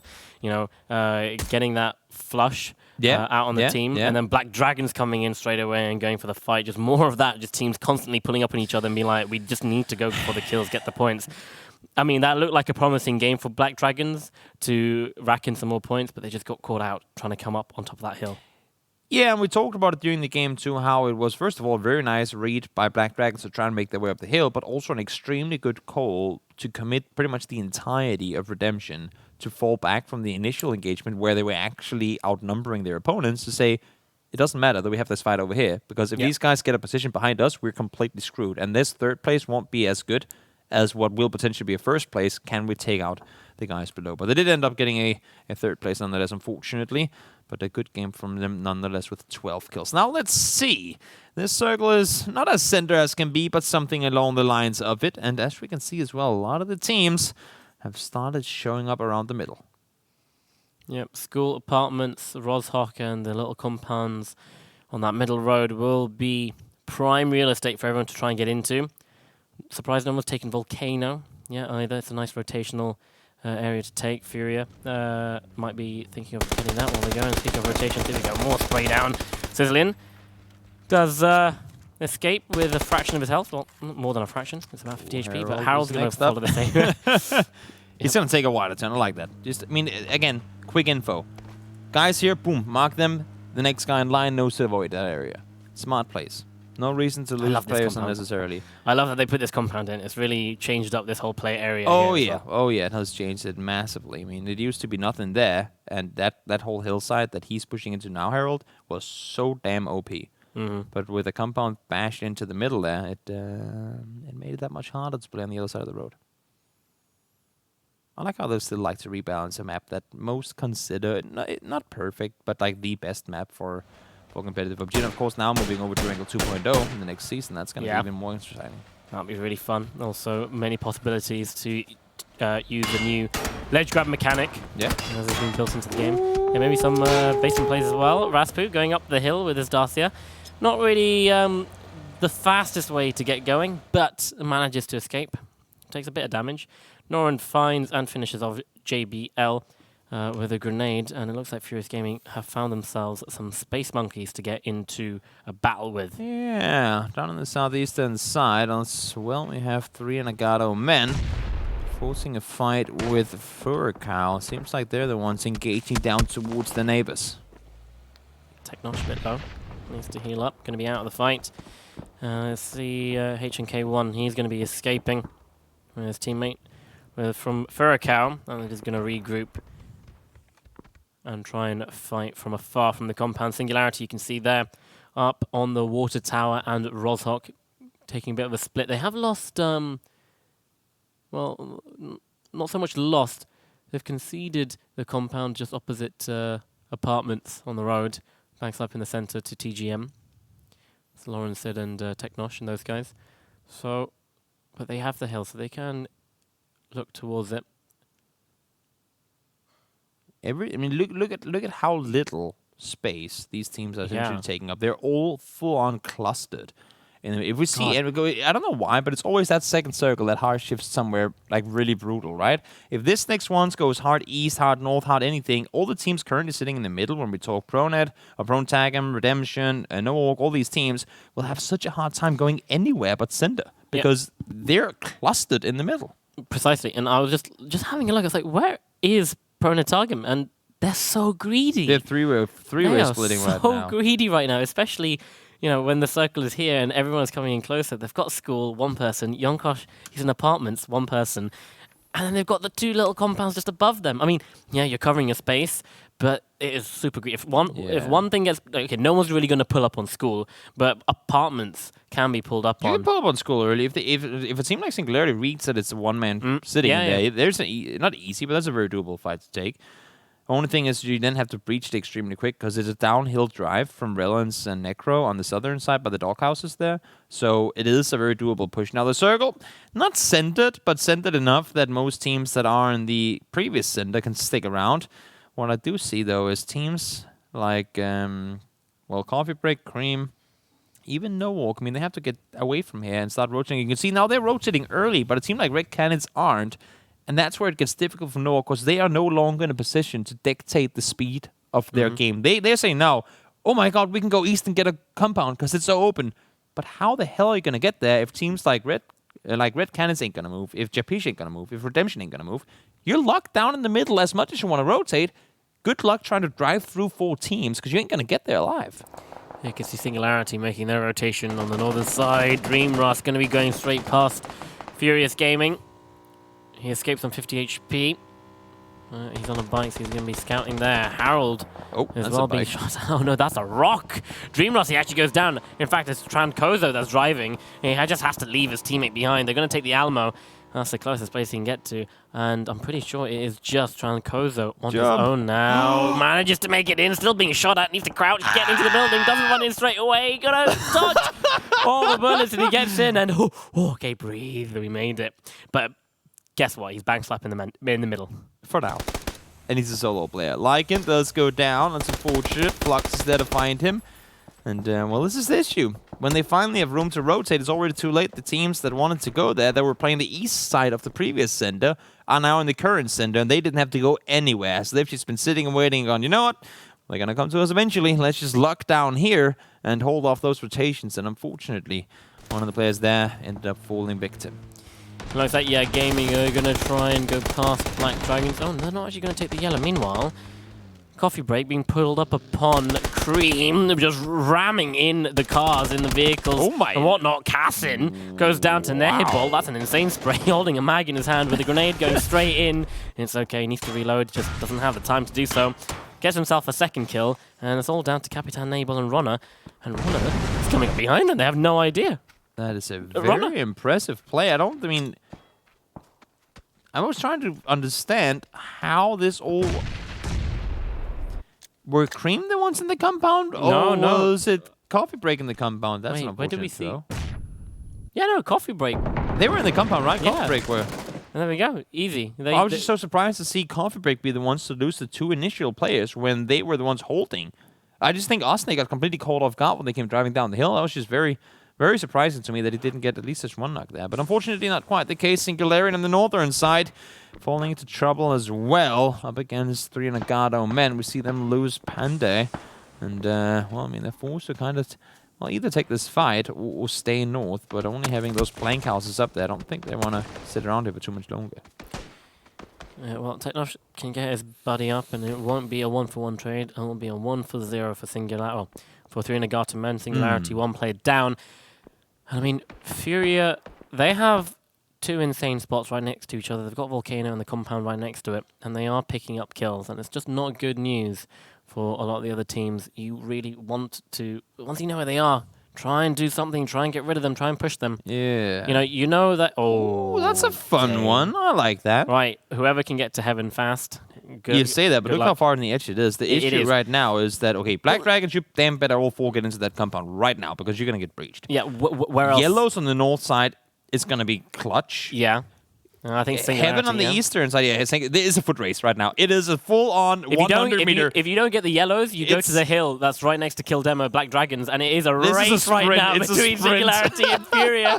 In fact, it's going to be Furia that make it. Pome, he's like, okay, I'm just going to take this, scout it out, everyone else, Lokex. You don't want to be in the middle of the field, especially in this circle. Good read from Pome not to commit, though. I like that. And they also know that they're the only team on the northern side right now, because they were the ones playing the furthest north in the previous circle. But Singularity, why do you guys guys continue. Don't continue to wrap around when you're just like, Poma should be there sitting and saying, we got beat. Yeah. Do not go this way, guys. Do not go that way. And they'll play the other north side. I mean, they can play this position. I like the alternative play. I think that was the call for them to say, guys, if we get beat, we need to have a backup. And that's what the backup was. I like the quick reaction play from them. I was surprised. I completely forgot about the Harry Potter. I thought they should be able to go up onto the hill. Oh, you can play the dips on the eastern side of where Black Dragons are, but you can see they're trying to take control of that themselves too. Actually playing 3-1. Yeah, they have to be careful here. If they push out, then, you know, Fury, they can kind of come in. Protonagum Necro finds Kovad, and massive fight right now as actually Protonagum, it looks like they're going to fall very quickly. No, hold on, who was down? Random to be knocked in Protonagum. You've fallen back on Protonagum. Protonagum. Protagum. Oh my god, no. It's all good, it's all good. It's because last lesson. We fixed it last time, No, last season, the last season's lesson for the GLL Grand Slam called him Protonagum. Oh, Pronantagum, yeah, that's a lot better to say. Pronantagum, in fact, Redemption, Cubalita manages to get a grenade into Relance, so he confirms himself a point there. No, Young Kush and Necro, they're just gonna, well, they're gonna share this compound with the one that's on the edge. Cubalita's alone now, right? Yeah. What on earth? That's a kill. I think that must have been an explosion to some extent. Hank finds himself all of those, or 18K, whatever you want to call him. That's a lot of kills accumulated for the team, and now, well, you can see them here. Furikal trying to stay put as well on the far edge of the circle with Cream. Well, they're well equally much on the edge, I guess you could say. But look at the east of this circle. If we can bring up the map real quick, there's nothing there. There's no one from, like, you can draw a line from Singularity down towards where Noog are. You have 1/3 of the map that's not being played by anyone.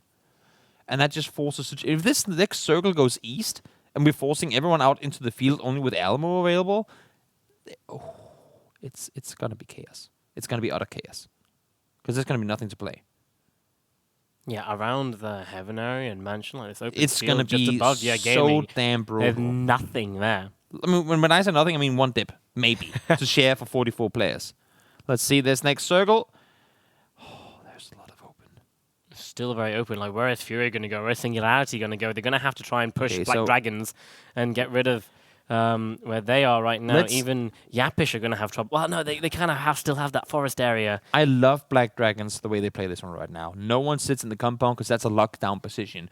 The compound is a player retreat to. Do not sit there now. You have to be in the ring wall, not in the castle. Does that make sense? Yeah, where's Yapish going? They're just going for the shack. They're just going for the shack. I mean, this is what they can play. There's nothing to play in this circle. Don't sit inside the castle, stand on the walls and defend the castle that you have. And that's exactly what Black Dragons were doing just before. Stay on the hilltop, but as soon as RDNX pushed around the side, they knew there's an off angle. We cannot play up here anymore. We need to back off. Now we sit in the castle, but we still have a southern wall defended. Very, very smart play by Black Dragons to not just commit to the lockdown position. No, not at all. And this area that Feiska's in, they're actually stopping Mechanicas pushing up from that angle, and it puts Mechanicas in a very open spot, well, to Space Monkeys, who's only got one person, Tran Kozo. But now that Black Dragons are regrouping, they're going to try and group up and push on towards Black Dragons and try and take that compound from them. So Feiska and Burke need to kind of think about falling back and not being out in the open. Now, where do you play for your Singularity? You can still push up the hillsides, but as long as these guys are here, you won't be able to do a whole lot of it. Furikal forced to make their rotation. They're going to leave now. Where the hell are they going to go? They could potentially crash in towards Black Dragons. They're busy in many places. They are driving forward, but I think they're going to play the tips on the outside. Bozo, though, finding people really close to him. The Elmo has been breached. And the teams from afar has come up close. Yeah, Gaming up against No Org. That's so clever. No Org are full man pushing us forward, but they're pushing from the side where the other players from Yeah Gaming cannot help. They are completely blind to that angle. Exactly. So it is a 2 versus 4 right now. Well, it's a 3 versus 2 right now because Bozo managed to get one player down. GodZero very low. Mia Frango is just covered in smokes. They can't push in effectively because they don't know where these two players in the Alamo are. The main issue is I don't think there's any reason for either Ganjan or Paplex to try and go over to the Alamo. The best thing for them would be to somehow get Bozo and his teammates to retreat, but they just can't leave right now.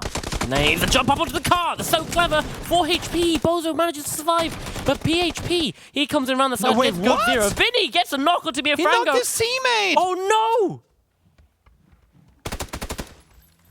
Oh no, not at all, Vinny. He's the last remaining. Noah falls as well. He just made this in 12-1 versus, well, everyone else that's coming on over. Look at this. Yeah, Gaming. The reinforcements are here. Ganja and the nade comes in through the window. Just oh, it blew up! No way.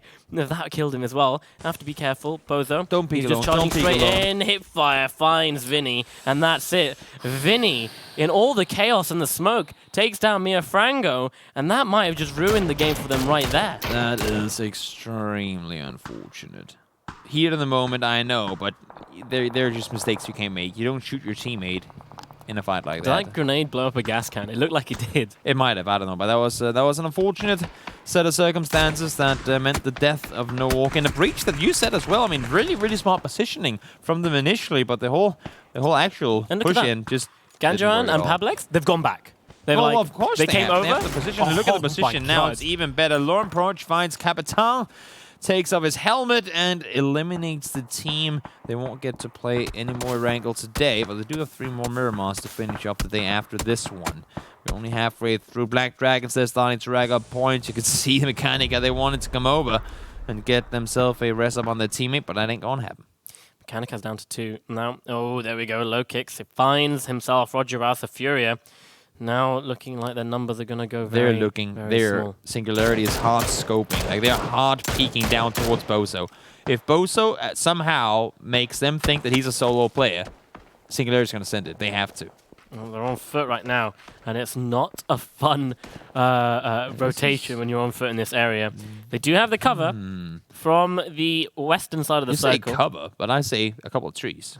I mean, them not bringing any vehicles into this circle has me a little surprised. They're a very smart team, very rotation-based team as well, and they had the vehicles up in heaven. So the fact that they don't They've left the Alamo. Singularity. They do have now the they have the vehicles. Now they take them. And they read it. They saw it. They saw Bozo leave, and they pushed down to it. Great play by Singularity, and I think it's a good play by Bozo too, to be fair, because he felt the pressure from the northern side and disengaged on it. Furia, our top place team, they're on the side where all the other teams are, and they have to fight their way through. Singularity just taking themselves into possibly top 2 there if they hold out in the Alamo. The thing is that remember how many cars are there from Nook earlier? There's like 8 cars outside, and they've got to be thinking, with that many cars, there should be someone inside, right? So they can't just blindly push into it, because they would think they're not in there. They would have to think, like they have to assume that there's still people inside Alamo just because there's like 9 billion cars there. Is that Pome? Someone from Singularity just got spun out by... Yeah, he spun out the vehicle. I'm not sure exactly what happened there, but let's see here. Black Dragons, they're pushing further forward.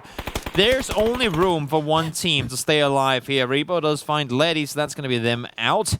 And Black Dragons are going from one fight into another. 3 kills already, and they're looking for more over towards Habish. Yep, running straight into Yapish, who are in the ditch, and they're going to be in a world of pain very quickly. Trancozo, he was a solo player from a very long time ago, and he's trying to find himself a kill with a nade.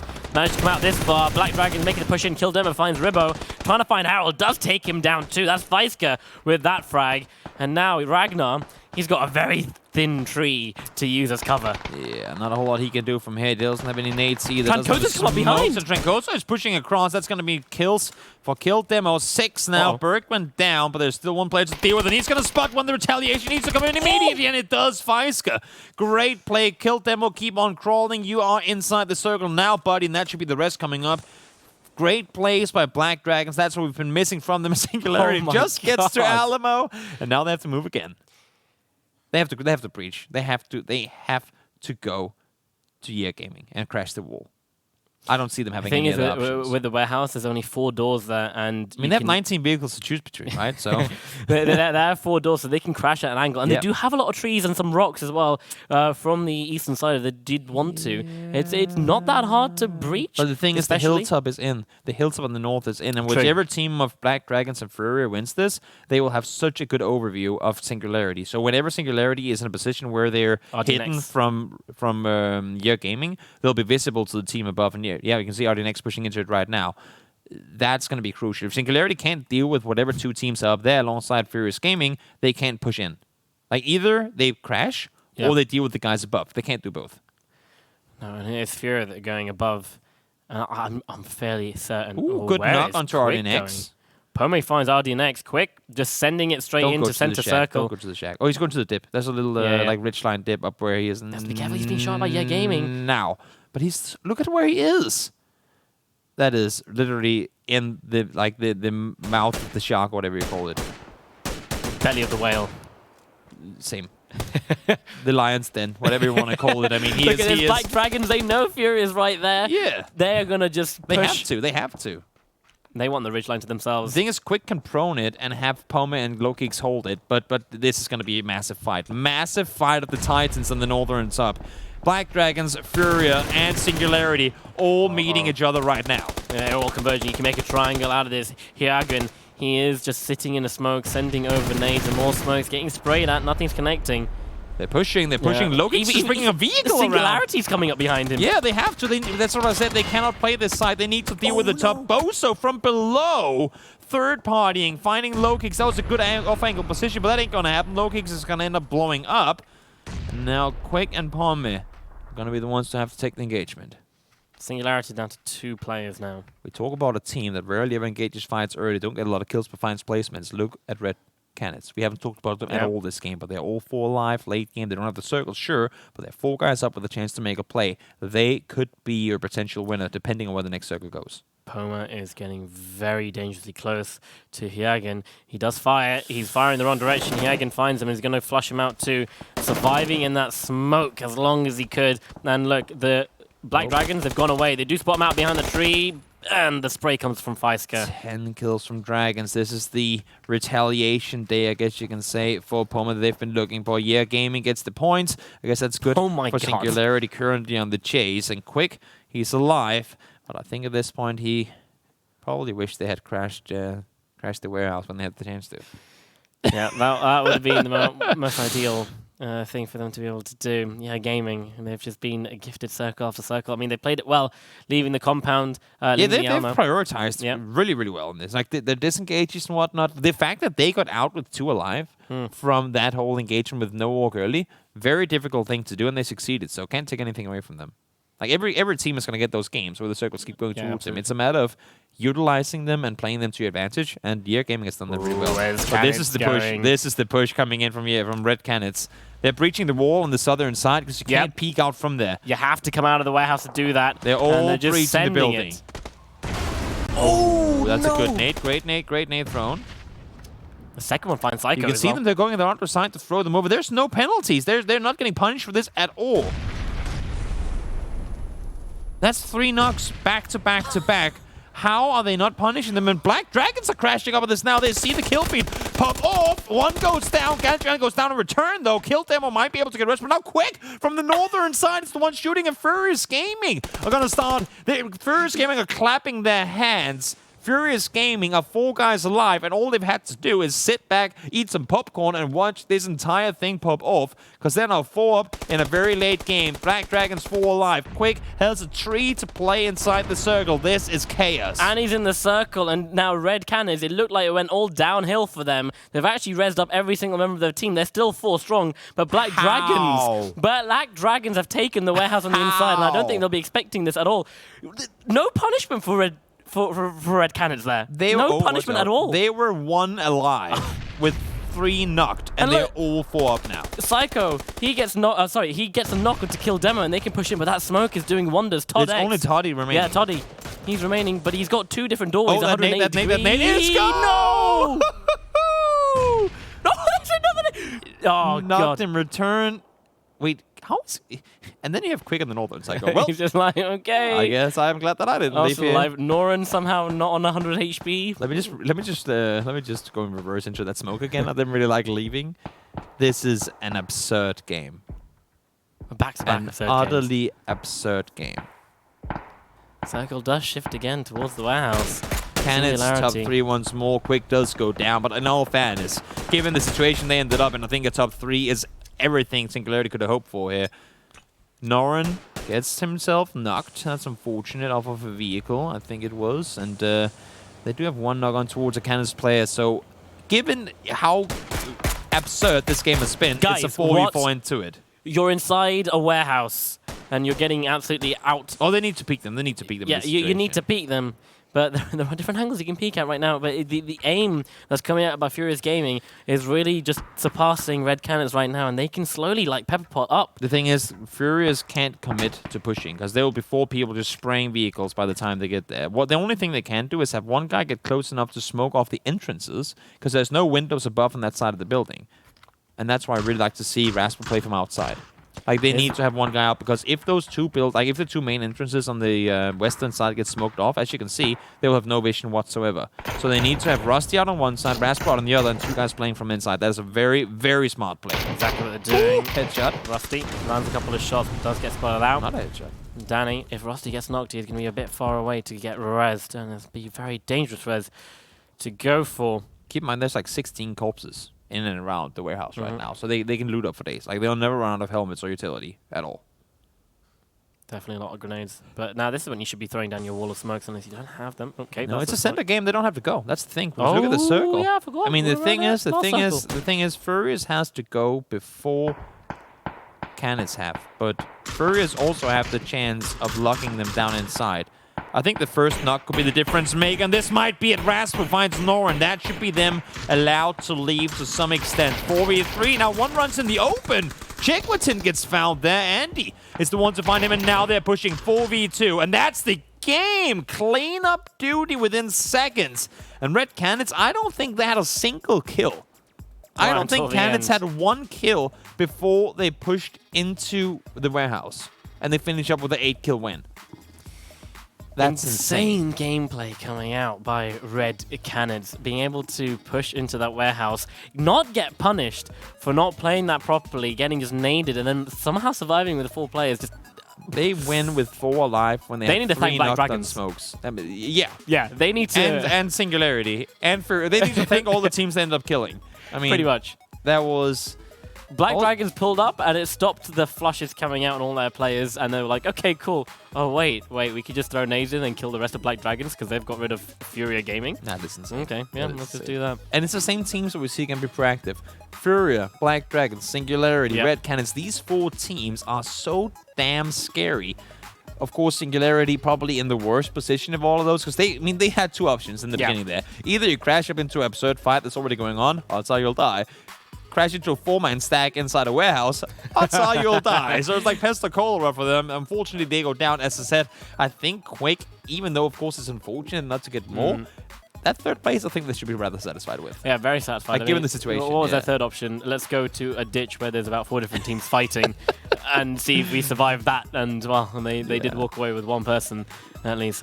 Insane game, but for Red Canids, they are racking up points, and they're starting to do it pretty damn fast. So let's see with 3 Miramar games more on the day, what and where they can finish off when the day is all over. But guys, still 3 more games to play. We'll take a short break. We'll be right back in a few. Stick around. See you real soon.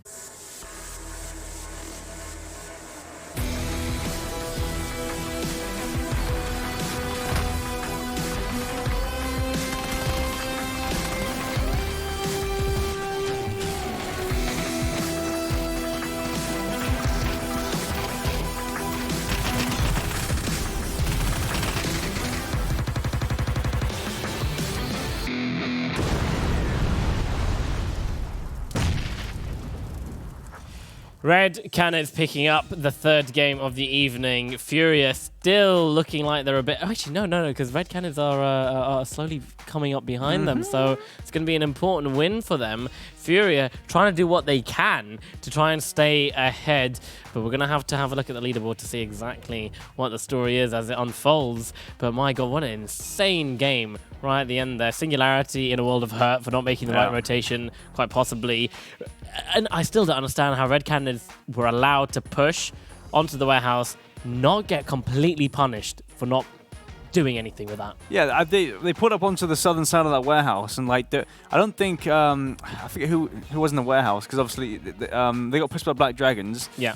But it was YEA Gaming in the warehouse. They couldn't peek around the corner because there was so many guns trained on that one corner, because there's only so many angles that you can look at. There's only so many places that they can come from. So YEA Gaming only had to throw nades, and when they had no nades left, they couldn't do anything else about it. So they were allowed to res, and that was it. And then obviously got pushed by Black Dragons, and then Black Dragons definitely helped Red Canids out there, that's for sure. Yeah, Red Canids, I think they were down to 1 person, and he slowly got the reses off with all the smokes. But like the push that they did was pretty good, because you're actually forcing the team in the warehouse to come out of the warehouse to be able to fight you if you're coming around that corner, because there's no other angle. for them to fight you at. But just the nades follow them up. They get knocked. And then Black Dragons come up behind and stop any sort of more aggression coming up by Yeah Gaming, and they wipe out Yeah Gaming. And then in turn, Red Cannons, all the nades that they saved from not taking the fight with Yeah Gaming, they can use to kill Black Dragons and take everything for themselves. Yeah. And that in turn let them win the game. Furia Gaming also having a really rough time rotating. Well, they beat Singularity to the yellows in the warehouse, but not the warehouse, sorry, in the open fields. But beyond that, once you leave your vehicles and the circle shifts to an open field, it's just hard running. Yeah, there's only so many options you can take. I mean, if they had their vehicles, possibly it could have been an option to use them as cover. But it's when there's so many angles on you got one vehicle, there's only one sort of possible angle you can cut off, and then the rest you have to use smokes for. But that's only a limited amount of time that they're up for. So yeah, it's tough stuff when it's out in the open like that. Yeah, and we saw, what was it, at the end of Furia Gaming, finding it very difficult to even make the push up in front because of how open it was. But there you go. 8 kills to their name, 18 points to their leaderboard stats. Red Cannons taking first place. Black Dragons, 11 kills, putting them in second place after getting 4 placement points. Furious Gaming, they came second overall, but second in the game, but third overall. 10 points, still a good amount to get. Whereas Furia Esports, 6 points only. They got 4 kills. It looked like they were doing very well, getting all the kills. Singularity, even though they came very high up, they only got 1 kill in that entire game. That was the third place with only 1 kill, yeah. So it doesn't even net them that many points. 8th place in terms of those points. Let's see how it does on the overall board. And Red Cannons, they have taken over the first place spot. 10 points as well. That's a pretty solid lead. But when you've got a team like Furia right behind you, and in fact, Black Dragons aren't that far behind either. So this is a 3-horse race at the moment. But when you've got 2 teams like that chasing you, oh boy, you better stay on top of your game. Oh yeah, I mean, look at the gap between 3rd and 4th. That's like nearly unsurmountable, isn't it? That's absolutely insane. So obviously Miramar coming up. This is the next 3 games will be Miramar, I think. So we'll have to see how this pans out. And the playing path, pretty southern, just south of Puerto Brejo, all the way up to south of El Pozo, just the west. And it's looking pretty rough for anyone that wants to go north. Yep, and I think your theory is absolutely true about the playing path and the circle. So we're going to see a very southern circle coming out in this game. It just has to be, or El Pozo. Yeah, that's what I was going to say. I was going to say like it could be a western, possibly. It's either south or south, mid south, or west. Give me prison. That could be a thing. It could be a Valle del Mar circle. I think a prison ending would be so cool. so cool. It would be so cool, man. Super cool. Give me that prison ending, but better than the island endings over there on the far right. That's just ridiculous. If we get an island circle, I don't want to see any more of those. It's just boring. Everyone just kills everyone and they don't even go for the island. A few teams do. Well, I mean, that's the only way of actually getting your points in that circle. What's this? Silzen is going for it. I mean, I appreciate the effort, the hustle. But yeah, 4 bullets left. It's, you got to save some for the rest of the game, buddy. And there we go. The circle is centered just north of Los Leones, around Bendita as well. So I mean, it's a pretty solid circle for everybody, really. No one's. I'm sure no one's scoffing at that one. That's for sure. Come on, guys, lay off it. Geneva Convention being broken here. In fact, is that? That's the same team. It's Prototype. Yeah, I think they're just getting shot by multiple teams here as they parachute in. Fortunately, no tags coming through. So they get to land scot-free without having to use any meds. Furicow's now getting involved here. Oh, are you kidding me? I mean, they're closer though. That's only like 200 meters. But it's so hard. It's so hard to shoot people on parachute. Yeah, especially with a mutant as well. There's 2 different movements that are going on that isn't the same as when they're on the ground. When someone's moving, like running on the ground, they're going left or right or towards you or away from you or at an angle. But when someone's parachuting, not only are they going left and right, they're going down as well at a certain speed. So you've got to really judge where you're aiming your crosshairs if you want to take those shots. But we have seen it happen before, people being shut out and dying. It's just really unfortunate, and it's pretty bad luck if you get taken out before you even started the game. Yeah, we do see it a lot in Sanhok, I think, because obviously people like to drop straight down, and some like to just parachute early and kind of go for these long shoots. So we've seen a few of them on Sanhok. I've seen one actually on the wingman. I think that was Silzen that got a knock, but didn't get the flush in one of the wingman games. Noran, he's lost his vehicle. He's gonna keep rolling back. Oh no! Come on, you can do it. Okay, there we go. Gets it back. No worries. That's fine. One-away vehicle, no more. So he goes back to his concrete buildings. But yeah, looks like Coffee Break, they only just got to Cabrera. They've only just started looting in the past sort of, I don't know, 30 seconds. So they're going to be pretty low on loot, and they have a long rotation ahead of them, that's for sure. There's a lot of teams around Los Leones right now. You can see it's Yapish, Furious Gaming, and Mechanicas. Laranja Mechanicas, Clockwork Orange team over there. Red Cannons splitting up their loot from Chumacera all the way down to Rusty Zara, who is out in the open fields just west of Los Leones. Yapish.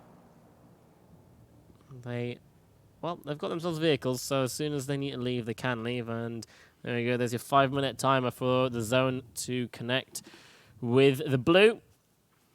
Yeah. So now teams better hurry up, especially people like Coffee Break who have just landed.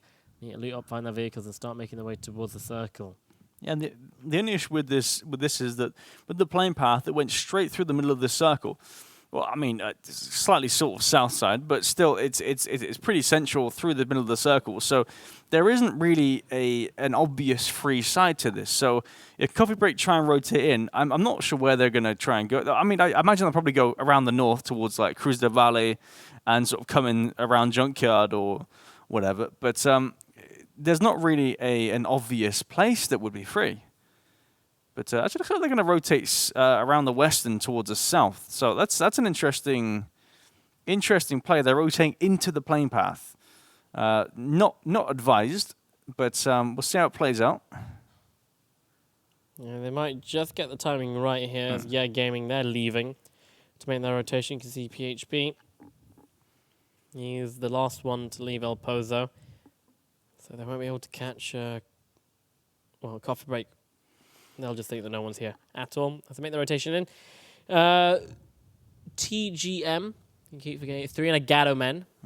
They're rotating in to the circle as well on the long, busy highway. And Single actually getting into a bit of a gunfight. Switches seats. Nady gets a knock there. Still going to be spraying out. Godzilla, he does go down, but it's Youngkush is getting involved. Poma manages to get his vehicle crashed into a tree, can get out. Does see the knock. Youngkush. Low kicks actually finds Mia Frango as well. There's another car coming in, but oh my god. Poma, what are you doing? You're out in the open, buddy. That's the team from up here on Graveyard. They've kind of just caught these two teams trying to drive by each other, and now they're picking up the pieces. 2 kills for Youngkush so far. Meanwhile, Black Dragons are going to be coming in pretty swiftly towards the southwestern side.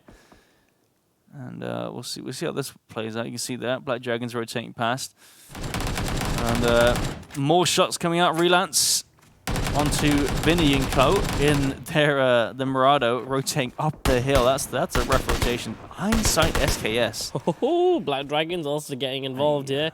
Some shots flying towards them. And nothing's going to connect. Oh dear, Kill Demo just sees a Mirado in front of him, and I think no Orga spotted him out as well. Everyone jumps out of their vehicles, goes for the spray, but they've got the cover of Mirado. Kill Demo's got the cover of the hills. He goes for another spray. They're lining up for him. He does tag them. He falls to 50 HP. Fireska's just behind, giving some covering fire. And Kill Demo is going to get out of there. But Black Dragons, they do have a sandwich on the last remaining players of No Org. Noah and Vinny, they're going to be fish in a barrel any second now as Burke's pushing in. Look at this, they're focused on the downhill. They need to look at the uphill right now. As Burke comes in, goes for the spray. The last shot lands on the head. Vinny falls. Noah, last remaining. Where's he gone? Oh, that nade is going to bounce in the right direction. Noah's going to run away. Doesn't do any damage. Burke getting tagged up by Fury Gaming from the south side. They have that ball in the south. Looks like Noah's going to push on this. Just instantly pushing. Gets the headshot to Burke. Insta flush as well. There we go. 45 HP though. He's got to watch out for Fury Gaming because they have clear lines of sight onto this area. Vinny still knocked. Time is ticking. It is his first knock, so he's got about 30-odd seconds left to go towards him. Vinny's crawling into a safer spot right now. No, I need to be careful of the other Black Dragons. You can see Toddy's just sending it completely straight to La Bendita. He's not going to stop and wait for his team. Kill Demo still out there on the bottom. Furia Gaming, they're looking to pick up some kills on their ridgeline. They do have red cannons as well. And I feel like if they know that it is red cannons on their south, either of these teams, they might just go for the crash and send it straight into them. Don't forget there is a third team that is in contention for the top #1 spot. Circle's going to connect in about 3 seconds. Yeah, you see the kill track on the left-hand side of the screen. Both Cream, Prone, Tiger, and Singularity all with 2 points so far this game. The circle does shift north towards Minas Generala, centers around Bendita. So Toddy from Black Dragons, he's sitting pretty, but you've got Prone Detachment. They're coming in from western Minas, just from the north. And Fearful Gaming coming in as well. Looks like Yapish rotating past Lycan. Just some shots trading back and forth. He's got no grip or anything on this. He's spraying with a 3x. That's a madman. Quick finds Relance. So trying to target him. They're getting avenged. Well, not avenged. Singularity is getting avenged. Thanks to that little frag there. Redemption. They've got themselves that long building in the circle right next to La Bendita. So they can chill for a bit. Singularity going for a northern rotate. Someone's been knocked already. Junkush still managing to find a couple more players, saving his teammate. That was out the vehicle. Flushed out, yeah. Look at this, and he's going to try and get some more. He's going for it. I mean, yeah, that first knock was out the vehicle. He was kind of rolling towards it as you saw the knock there. Solid shots it seems from one of the Pronotagen players. Uh-oh. Yeah, Gaming is really close by to that. You're not going to find... and he's on the roof as well. Sees the knocked over, the upside down Murado. He's like, okay, something's definitely happened here. Where could he be? One of these buildings in front of him. Yeah, Doris in a lot of trouble here. He's trapped. No one to help him out. His only teammate, Lawrence Sid, is just towards his eastern side with no way of helping. Doris just slowly getting underneath. And there we go. That's the knock. Flush comes in. Bish bash bosh. See you later. So that's a free kill for them. Now the only player left on TGM, Lawrence Sid. See if it takes some shots at Bozo. He might just do that. Silzen sending it into Bendita. We just switched to him and he's like flying in a car. It's like send it. You know what? I absolutely love that phrase. Just sending it. Send it. Yeah. just send it. I mean, that's literally what would happen. Like it looked like no, but it looked like it in Chitty Bang well. Bang as he was like flying over the hill there. I was like, what was that? Because I play a lot of racing games, so like it's all just like just send it. Like, what is that supposed to mean? I'm just, full throttle, send it. Just send the car, send the nades.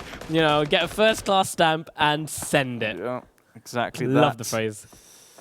Coffee break. They're on a ridge here, just facing off. I mean, I say facing off. They're sandwiched by red cannons here. That's why Nicoletti, he's trying to find a different angle because he doesn't want to get picked off it. Raspu and Co going to hop in the cart and dodge around them. You can see their teammates just further into the circle. Andy and Rusty Zera. They've got clear lines of sight on coffee break. I think Coffee Break realised that. Hang on, wait. We are in a circle. We might be able to gatekeep here. The arrest Rasput and the +1 in his vehicle realised the best option is to regroup with the team as the circle connects as well. they can all get into their vehicles and start rotating in further. And there's a lot of space on the south. In fact, there's a lot of space on the eastern side of that circle too. Yeah, loads of space. It's shifted east. No one's really taken any of the compounds on the eastern fields, and that could be key. You've got La Naranja Mecánica in the center sort of compound with no one to contest them. Cream, they have pretty much pick of whatever compound they'd like, and everyone else shoving themselves into the western side of this circle. Yeah, La Bendita really, with a crater, making it very hard for some rotations. Panda manages to find DT Zor, takes him down. And that's 3 kills for Singularity. Trying to make the most of this game. Hasn't been a great start for them. No, 2 players down. They are in 4th place. They're obviously on the bottom side of that massive gap between 3rd and 4th. So they're trying to make it count. They're trying to catch up as much as they can, but it is a tough task, that's for sure.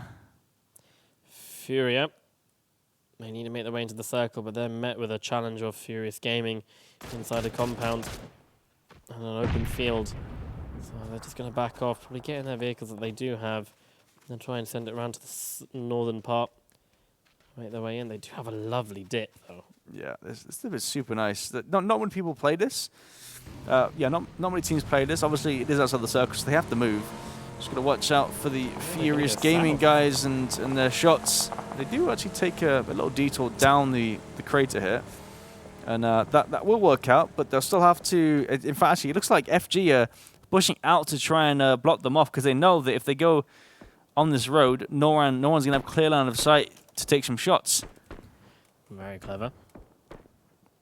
Yeah, again, playing point man on the bike, sending it first ahead of everyone else. RDNX following suit shortly, and then Rojuau and the last player, and the Murado just behind.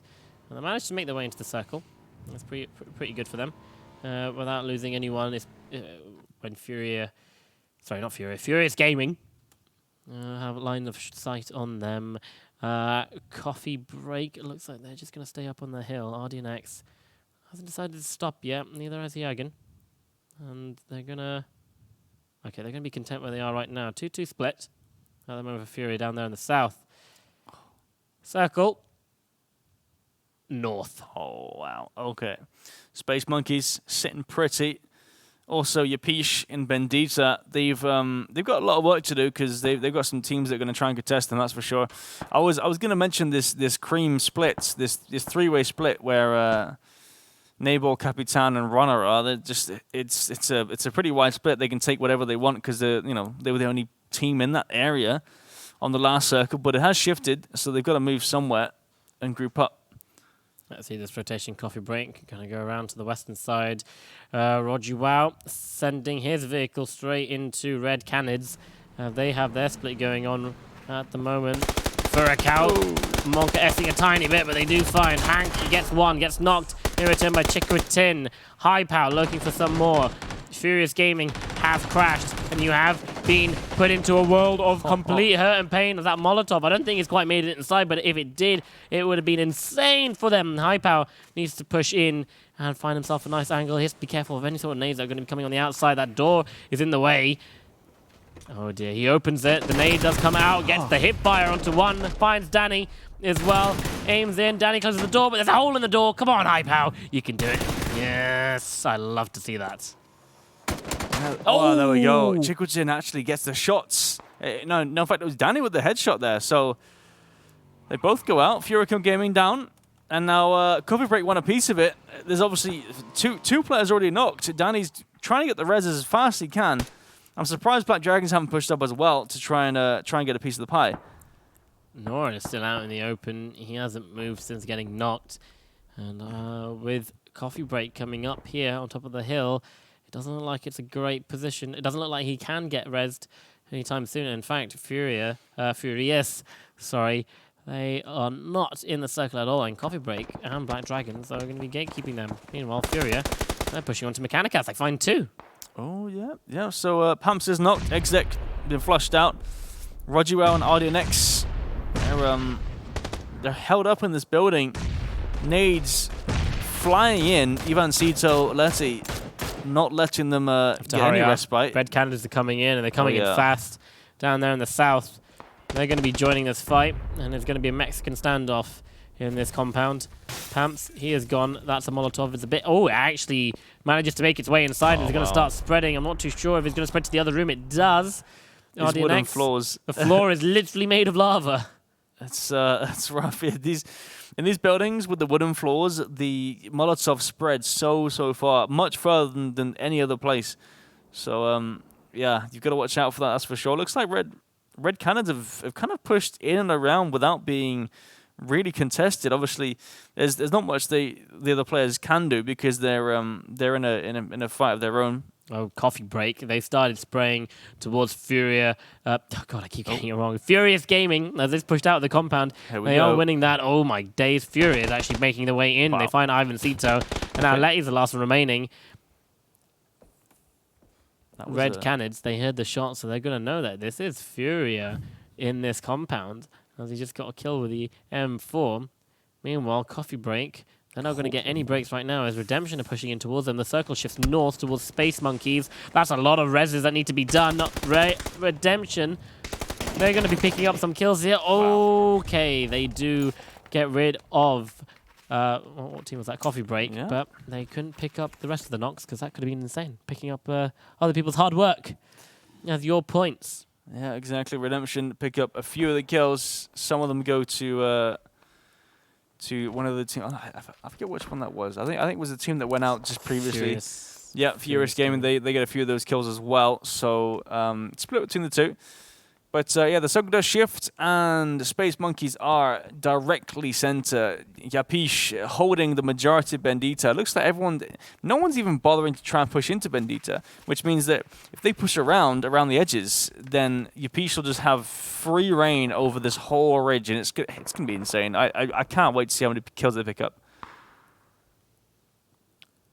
20 minutes into the game, 11 teams remain, 30 players alive. Space Monkey is looking solid right now in that compound with 4 alive still. I don't really think they've had much of an impact in this game in terms of kills at the moment. Oh dear Lord, Rusty0 don't get caught out. RDNX, he does get completely demolished from the game. And it's going to be RogerWow and Flux. They now know the Red Cannons is right next to them. The first place versus second place team. RogerWow finds Rusty0. They need to pick up these points. Can't let these reses come in, and they do. All the points will matter. And now the smokes are coming in because Redemption, they're peeking up over the ridge. You can see that. Oh, no, dear Lord. Red Cannons. This is not a position you want to be in. They're in a whole world of hurt here. There's nowhere they can really go. There's nades coming in, flying in. No way. Doesn't connect, though. It's a bit too far. But nonetheless, it's there's so much pressure going out onto the Red Cannon players. They're just in a bowl and... getting filled with nades, essentially. So looks like Redemption looking to pick up a lot of these kills. The headshot comes in, Raspberry gets knocked. Andy, the only one alive now. This nade could be good. No. Oh, that's a flush actually going on to Raspberry. The nade tags up Andy. He's on like 10 HP. He's got no cover, no smokes. That's it. There we go. 5 HP on Cubalita as Andy falls. Space Monkeys, they lose Trancoso. Furia, they're going to be happy with that once they see the white coming straight in. Singularity gets spotted by Sizzly 17 HP as it's Space Monkeys shooting him up. Panda, he can get the res off, in fact. It's not that far away from low kicks. I'm going to throw some smokes for some cover, but Yapish, they are super split. You got to watch out for Toddy on the backside here. Black Dragons, the last man standing for them. He can be a thorn in their side. He's got to push in. We'll see what happens with that Singularity. Meanwhile, Yapish, Rebo is knocked. He's getting res though by Ragnar, so not to worry. They still have this whole res to themselves. You got to watch out for Redemption though because they have angles on it. Redemption have angles on everyone right now. They did wipe out Red Cannons, our #1 team. Furia, they have the rise on them too. That's our number two team. And Redemption, they're just going as a full force right now. Not making life easy for anyone else. Toddy from Black Dragons as well. That's our #3 team. And Everyone trying to rack up their points. Redemption. Oh, wow. Wow. Solid spray from Panda. That's Toddy out. The Thorn their side gone. And they can freely push around and pick up some more kills. Hey, no org. Well, there they got rid of Singularity's 2 players right at the start of the game, and they're still in the vehicle. Boom, boom, it goes. Panda picks up 2 more points. This is some solid points for Singularity here. They're trying to do as much as they can. So many points needed to even pass into that top 3. Cubalita gets the insta kill onto Flux, and well, that's them out. I think, yeah, that's Fury Gaming out of this game. And, still, Yapish with the Bendita Ridge can do what they please essentially. Oh. Just trying to take some pot shots through this little smoke thing there. I'm not sure, that might be client side. Yeah, I'm not sure if he sees it, but we do. Mahebol has himself in Shack. Yapish, they've been in La Bendita this entire time, and it's really worked out in their favor. They stood alive, 4-man still strong, and they can just come up on the ridge whenever they want and take on the fights with whoever they want. Panda still knows that Yapish are there. So he's going to kind of push up. Silzen. I'm butchering all the names tonight. Absolutely butchering everyone's name. Spots our Redemption. I think he spotted our Cubalita as well. Took some shots there. Nothing connected, though. This is just the Battle of the Ridge at the moment. Oof. No idea who tagged him up there, but that was a big old tag. Headshot comes in. Panda, this nade flying over, does a bit of damage with the Rebo. Not much though. Harold's going to push up and try and get a different angle, or at least a closer spoiler play. More nades coming over. Low kicks hears that, backs off. But DreamWorks does get a knock on to, in fact, a flash onto Pavlex. There was 4 players hanging out on this shack. It's just one little shack. There's 3 more. They're like sitting ducks. GBL thinks he sees a foot. It's definitely not. We got to take some shots nonetheless.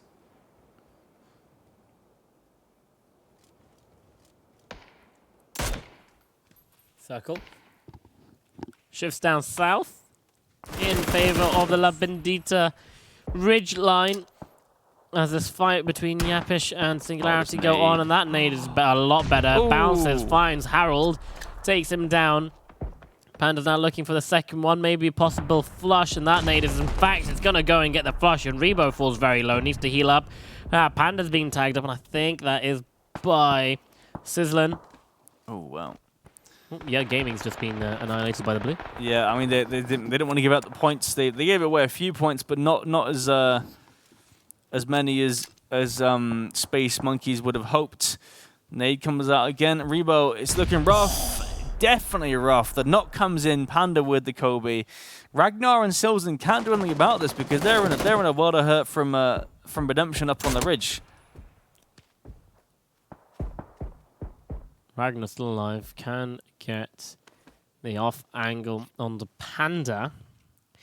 Well, like you said, Redemption, they're holding the opposite side of the ridge. And they're making life absolute hell. Space Monkeys, welcome to the top 5, guys. 4 people alive still for them. Cream, they have Nehebol. He's been in this shack for a couple of circles now. Singularity and Yapish, this is where the action is. Low kicks being tagged up by both Ragnar and Silzen.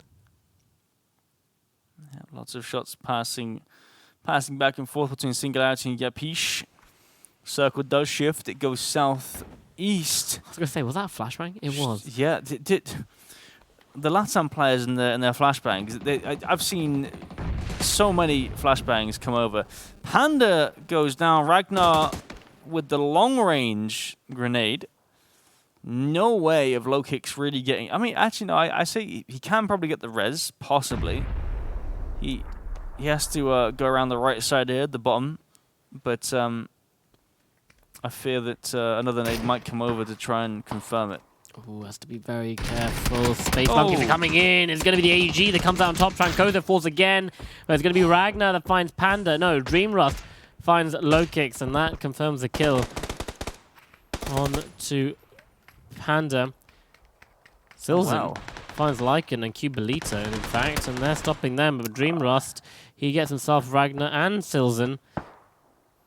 Dreamrust has taken out 3 players in the space of about 5 seconds there. Just took up Panda from Singularity, and then both as your piece players. There was one knocked on Redemption. NA-Lux getting the res, and then you've got Nayball in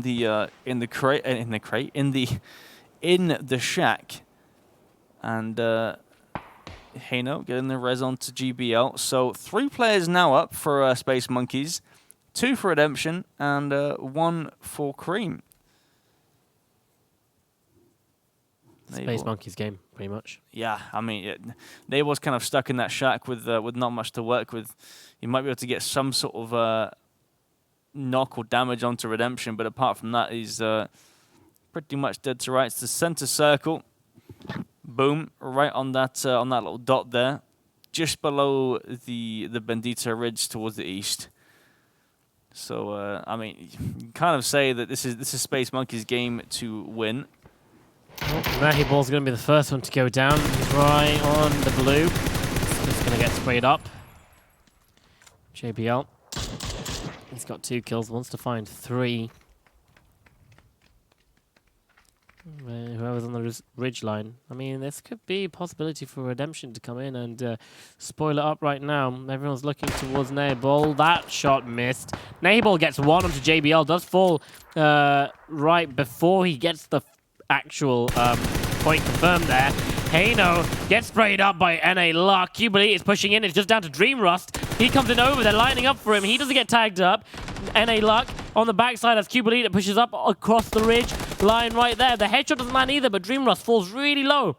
1 versus 2. NA Luck is super low right now. Cubolito needs to push. NA Luck takes Hayno down. Cubolito falls. NA Luck, he's 3 HP against Dreamrust. How on earth has he managed to do this? Dreamrust is literally carrying his team on his shoulders. Redemption needs some time to breathe. No meds, nothing. We've seen this before in a couple of games ago. And now Dreamrust, he gets the med off. 77 HP versus 3. NA Luck using the ridge to his advantage. He's got the high ground, but Dreamrust, he's got the low ground. Which one's going to come out on top? The circle is pushing both players close together right now. It's just a pop firing. Oh, come on, guys. Little does he know that NA Luck has no meds, so if he gets tagged by the blow, that's it. He's done.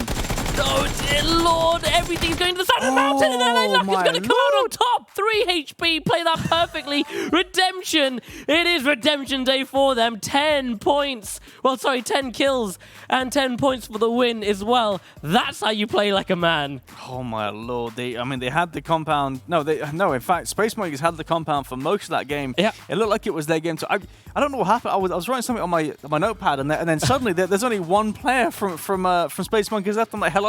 Where have they gone? Well, what's happened? Like, they've just disappeared. It helps that Nahiball got JBL and flushed him before dying as well. So before he died, he got rid of JBL. But then it was just an insane, like, Hayno got caught out in the open, so he gets sprayed down by NA Luck. And then Cubolito just going on this mad push. Yeah. But just absolutely insane. Absolutely insane. 3 HP pushes, 2 HP pushes, 1 HP push. We love to see it. Yeah, it's something that we've seen quite a lot recently. I mean, obviously the other 1 HP push was from the EMEA region in the wingman, but nonetheless, like, it's just, I mean, there's not much he could have done because he had no meds to work with, so he's got to challenge it. If he gets tamped with the blue, then he's dead. I absolutely loved it. If Dreamrust hit 1 bullet, that's it. He wins the game. That's an extra 4 points instead of the 6 you get for second place. So. Yeah, I mean, technically 5 because you get the kill as well. Yeah. So you get the kill as well and the extra 4 points. But let's see, and we're gonna have a little think about what we just witnessed, what we just saw, and then we'll break it down straight after this break.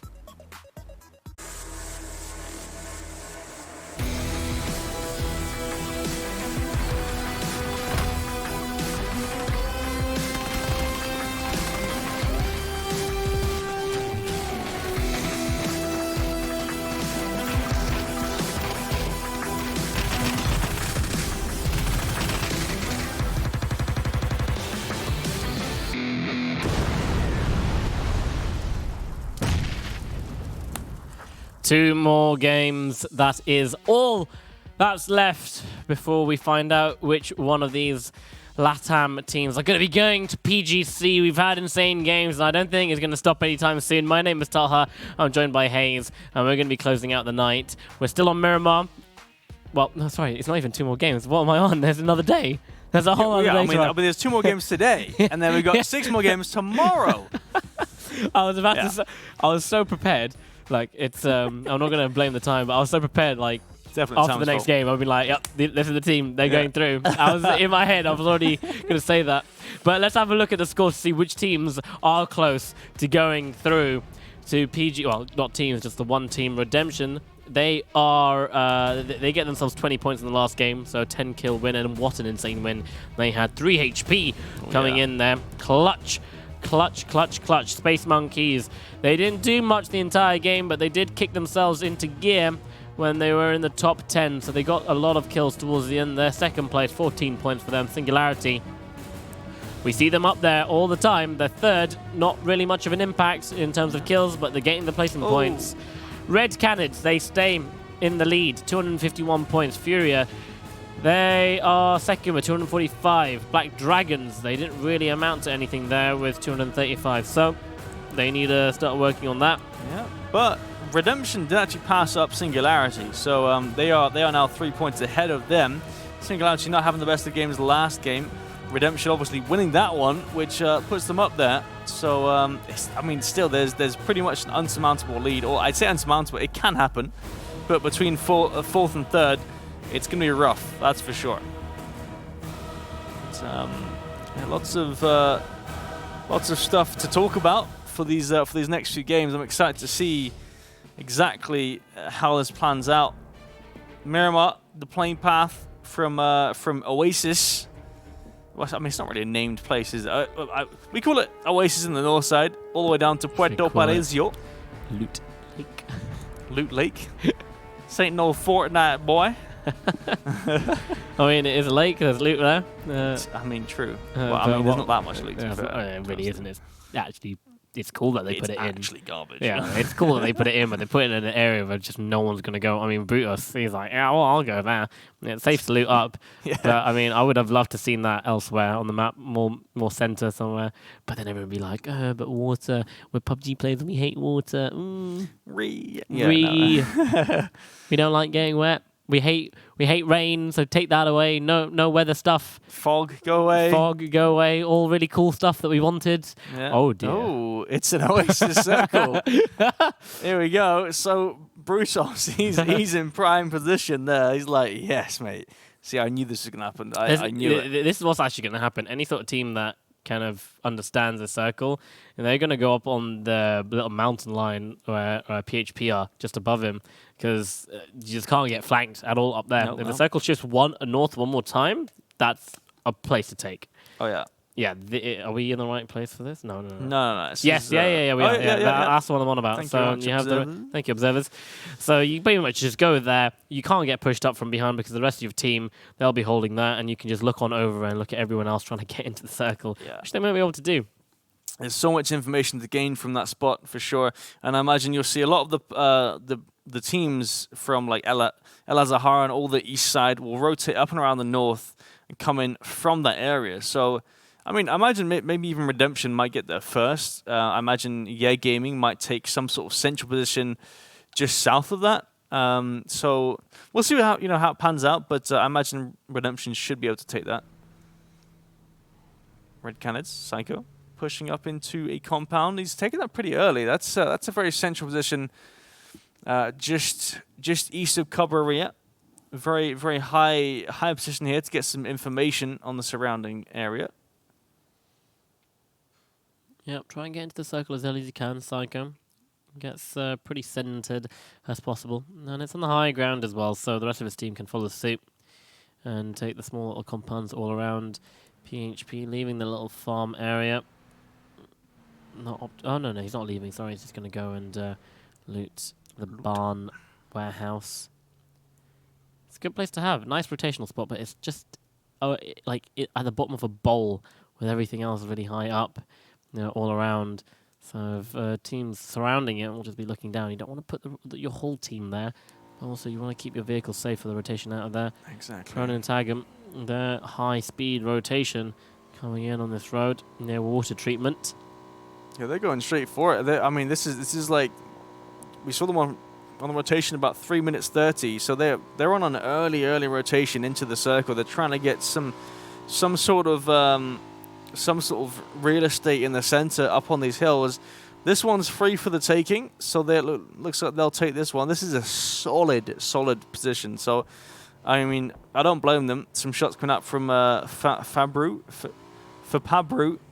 It's a hard name to mention, but Wait, where? Fabru just down there. He was taking some shots when they were passing by. None connecting though. PHP. That's easier to say. Yeah, but yeah, we'll see if Necro can join up because he was a bit behind on the rotation. Meanwhile, though, actually Redemption moving in from El Azahar now, and they're not going up and around, surprisingly. Come on, yeah, gaming. They're in the vehicles. Yeah, Are they going to do what I said? Are they going to go for that mountain? And that's like they're on their way. It's such a strong spot to take as well. You'll see everyone, and you get knocked. You're on the higher ground, so you get knocked into cover as well. Yep, yeah, perfect. Yeah, that's the best part. If you're on high ground, you just get knocked, and like it's an instant res basically. There's no way they can flush that. So you're pretty much safe. You can overpeak as much as you want, really, to be honest with you. But meanwhile, Osney gets a knock into Technosh. That is in the eastern side of Cabrera, I think. And the flush comes out from Nicoletti. What is this? Was he just in a bowl there? Like, okay, It doesn't look like it. I think he was rotating the vehicle. Oh yeah, must have been. And yeah, just gets picked off. So TGM losing one player early on. Obviously they were pretty sort of centered in the on this first circle. Still have three players up: Doash, Lauren, Sid, and Brutus. Slightly split as a three-way around the center. You've got Furious Gaming. They're making the rotation south, so they're going out to the blue. They don't really care for the circle. They're going to go and have an adventure, do some shopping in Valendomar. 3 teams rotating on the eastern side. That's Mechanicas, Furacao, and Cream. They're going to be coming in a tad bit late, but there is still a lot of areas that they can go to. Water treatment available. And a lot of compounds up there on the northern side, on the other side of the road, still available. Yep. Yeah, gaming. They're just, well, I think they're being a bit too greedy here with the loot. Kanjahan's still looting up. But look at the amount of information they have. They can use all of this to their advantage. Yeah, the mountain, that's going to work in their favor. As soon as the circle shifts up forward, they just need to get that mountain and just stop everyone else from trying to rotate in. Because what you're effectively doing at that point is you're restricting all the other teams to only attack you, to push you, from one angle only, and that is behind you. And in order for them to get behind you, they need to go through you or around you. So it's a vital position to have in a circle like this. I don't think it's going to hard shift south. First off, that mountain should be in a circle again. Yeah, we'll see. Obviously, with the full circle shift as well. This mountain should get shifted away from. Yep, so okay. I mean, obviously, it's not full circle just yet. But when it comes in, we'll have to take that into account. And I hope the Yeah Gaming guys realize it too.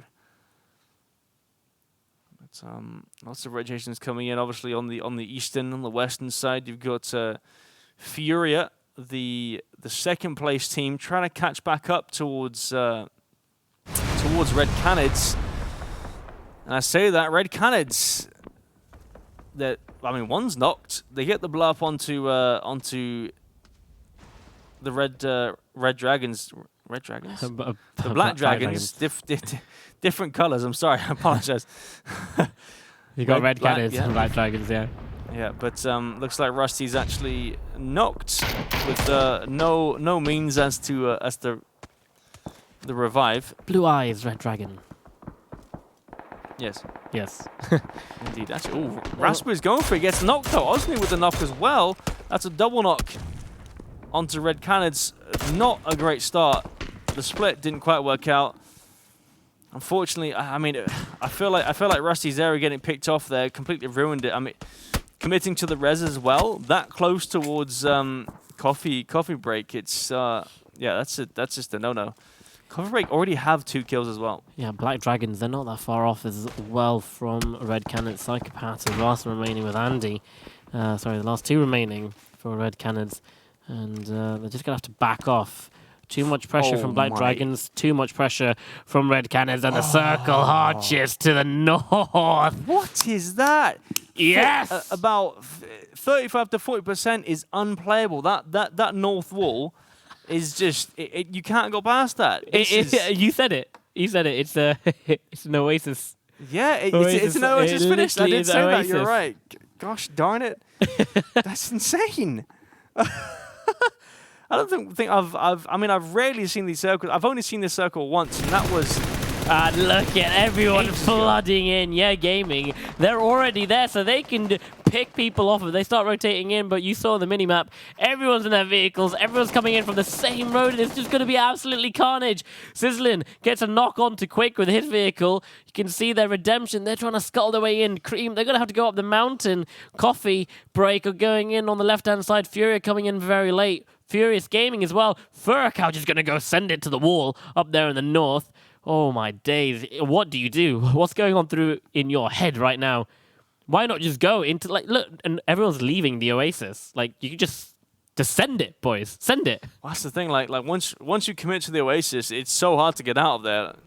Cream, they're gonna pick a little spot just on the southern side of it, just on the outskirts. But I really like this Furico rotation. They've moved up and around towards the north. They know that no one's going to be there if they get there early enough. And they get their free pick of the compounds. Oh my god, it is a nade. It's not going to connect with anyone right now. But Yapish, they're being pushed hard by No-Org at the moment. In fact, No-Org, they're being sandwiched. There's Harold that's coming up behind them. Ribber is coming up behind them. He's going to have a complete angle on them. 3 people, 1 snake pincing behind you. Does spot, doesn't actually spot anyone yet. They're just in this dip. Use your nades that you have. Actually, no, you have no nades, Ribbo. Yeah. Damn. And Low Kicks is just going to join in the party here. Going to ruin Ribbo's plans. Yeah, he's got nothing more to do but to hide in the shack and heal up. And yeah, No-Org in the dip. There's not much they can really do anymore. They're just north of water treatment. If you're wondering, they're getting completely surrounded by Yapish. No-Org with no way out. They can't really get in their vehicles and go, and that's actually going to put all these teams on the backside here. They're going to be late to this rotation, but there we go. No-Org. They say they're running out of time. They're going to push up. They get a knock and they get a flush onto Ragnar. Harold now driving away fast as possible. No. You've got 4 people shooting at you. 1 person, Noah, he's fallen. You sizzling. He comes from behind. He finds 3. He's going to go for the flush. Vinny, the last remaining. Harold gets out and he's got the off angle. Got 0. He's going to get flushed out as well. No-Org. It went from really good all the way to really bad in a matter of seconds. That was the bait. Yeah, the bait vehicle from Harold works out wonders as Silzen can get the flank.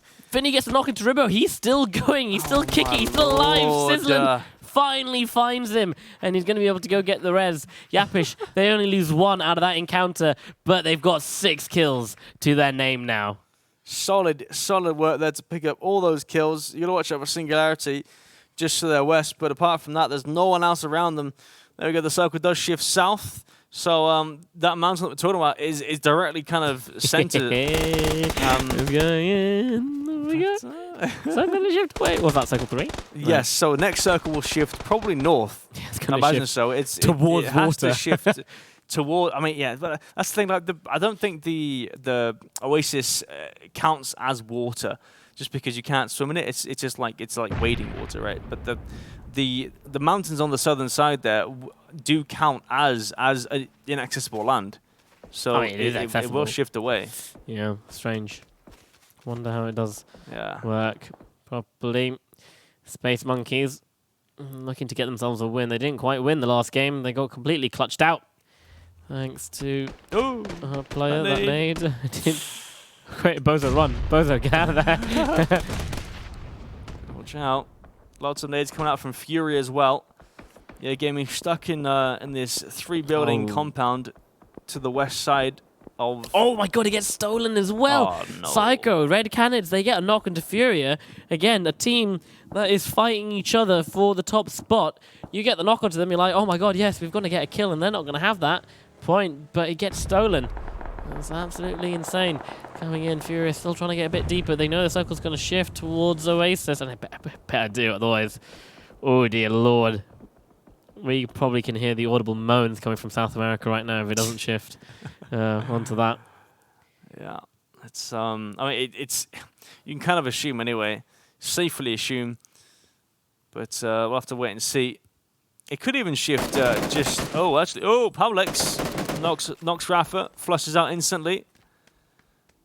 Caught unaware. Osni now looks like he's the only man up for coffee break.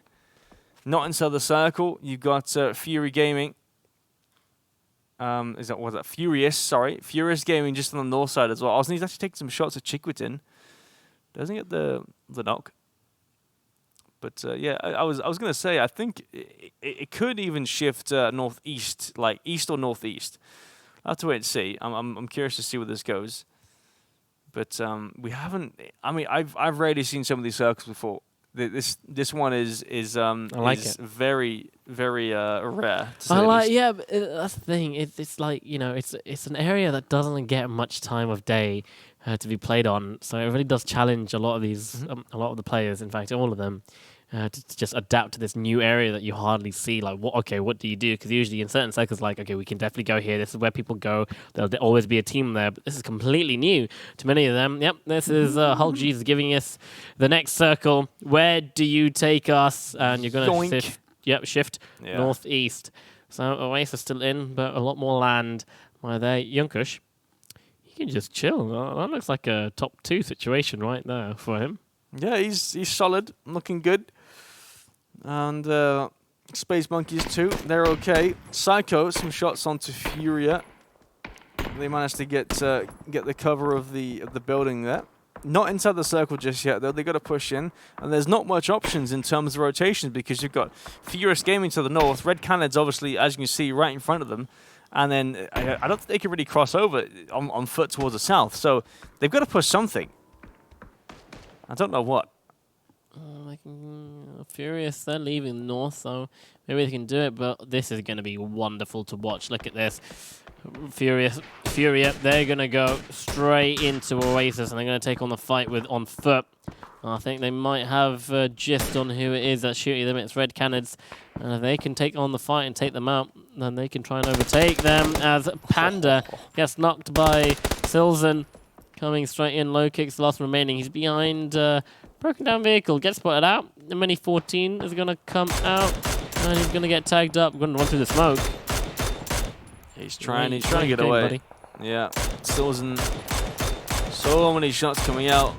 Mini 14, not quite connecting the shot. There we go. Okay, so yeah, Silzen does get it. That's the sixth kill this game. He is absolutely fragging out. He wants that top spot. They've already qualified for PGC, but they want the money. That's what they want.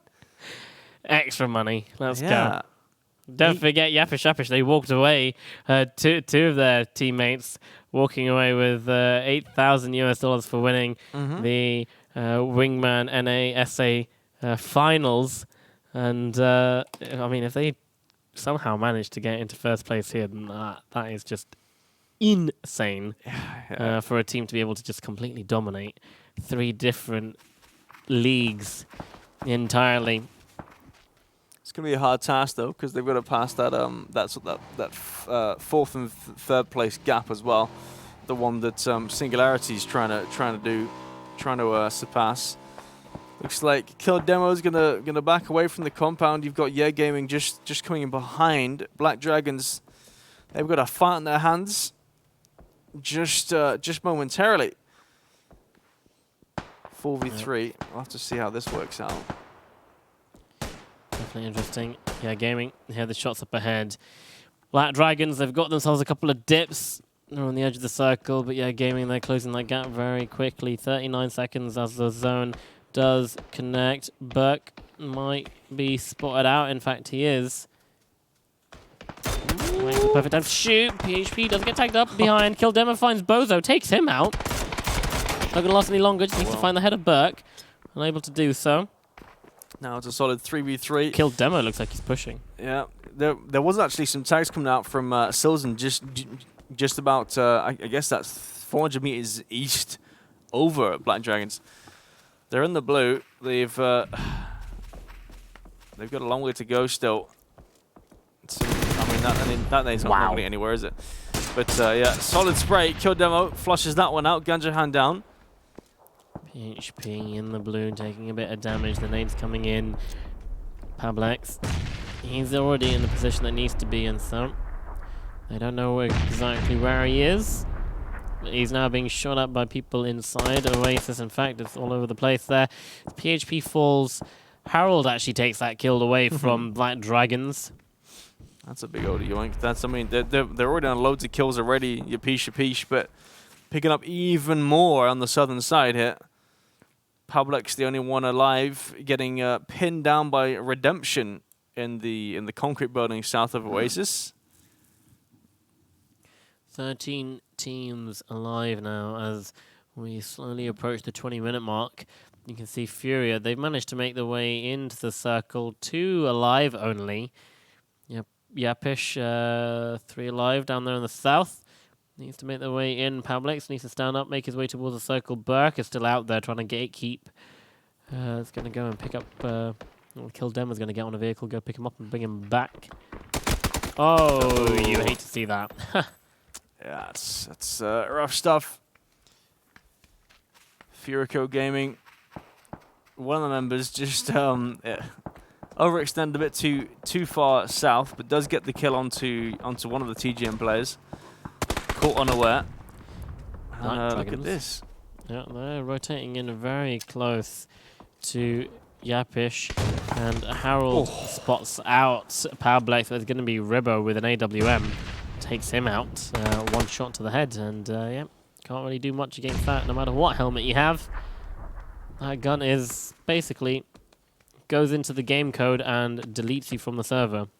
Literally. That's what that gun does.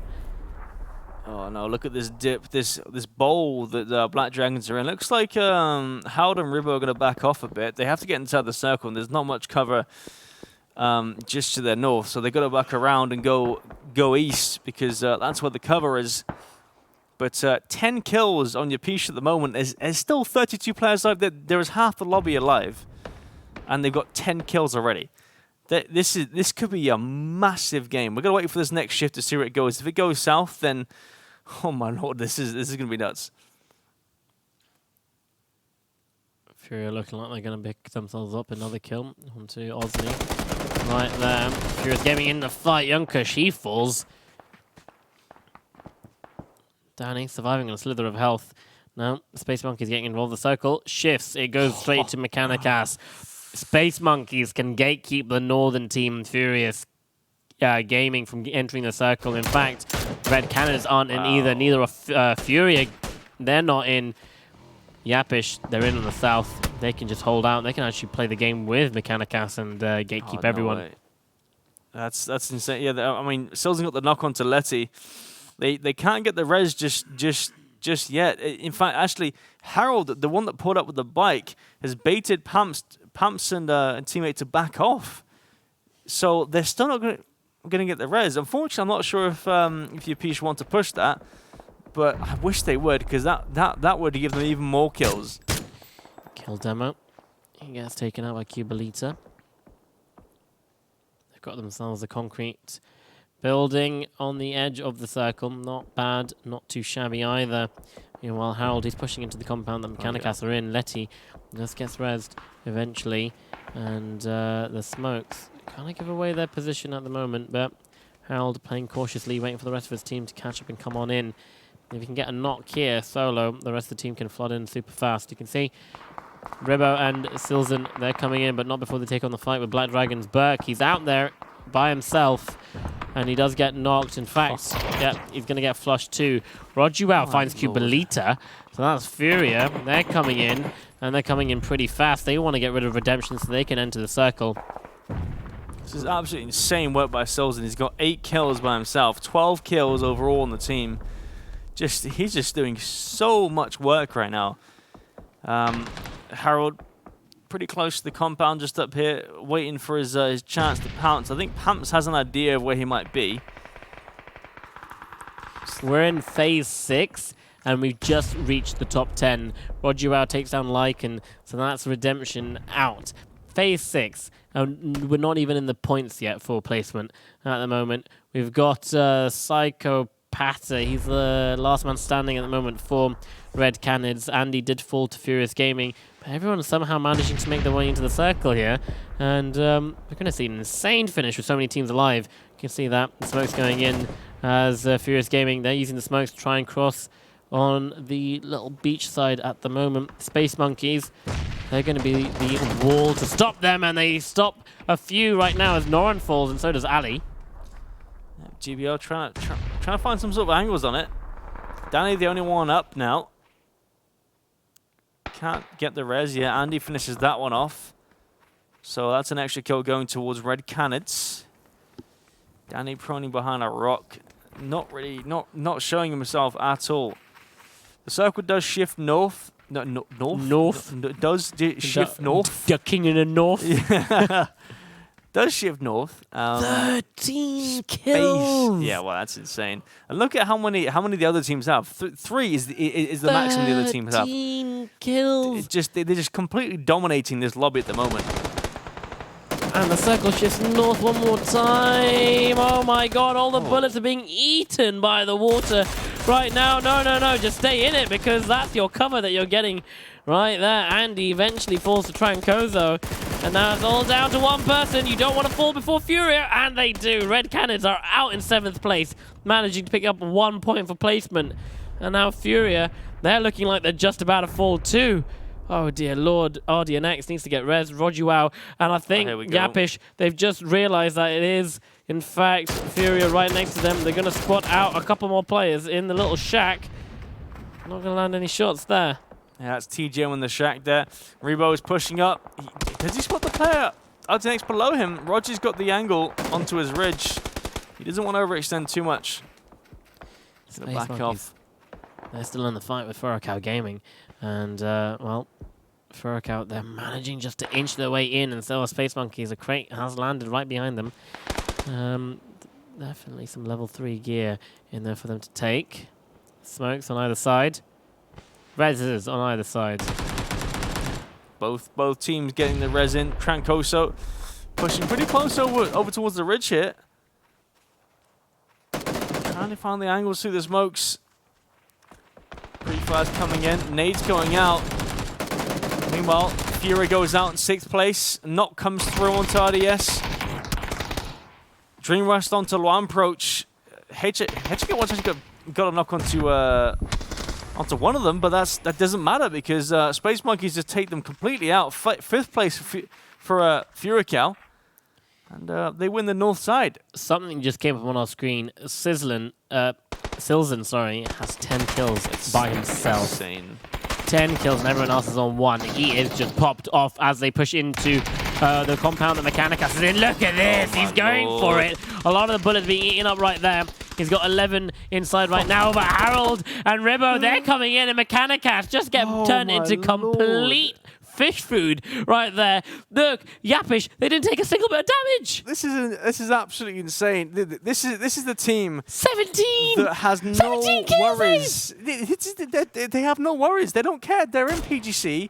They're just having a bit of a fun now. They're just running around shooting anyone they like, and it doesn't matter. Where's Toby? Toby's like, we haven't had a record of kills. Oh my lord. They just said to Toby, yeah, well, 17, and they're going to go even further. They're going to get more. They're not in the circle. They've been chasing the circle the entire time, and they've been winning every single fight that's ahead of them. Space Monkeys 4 alive already.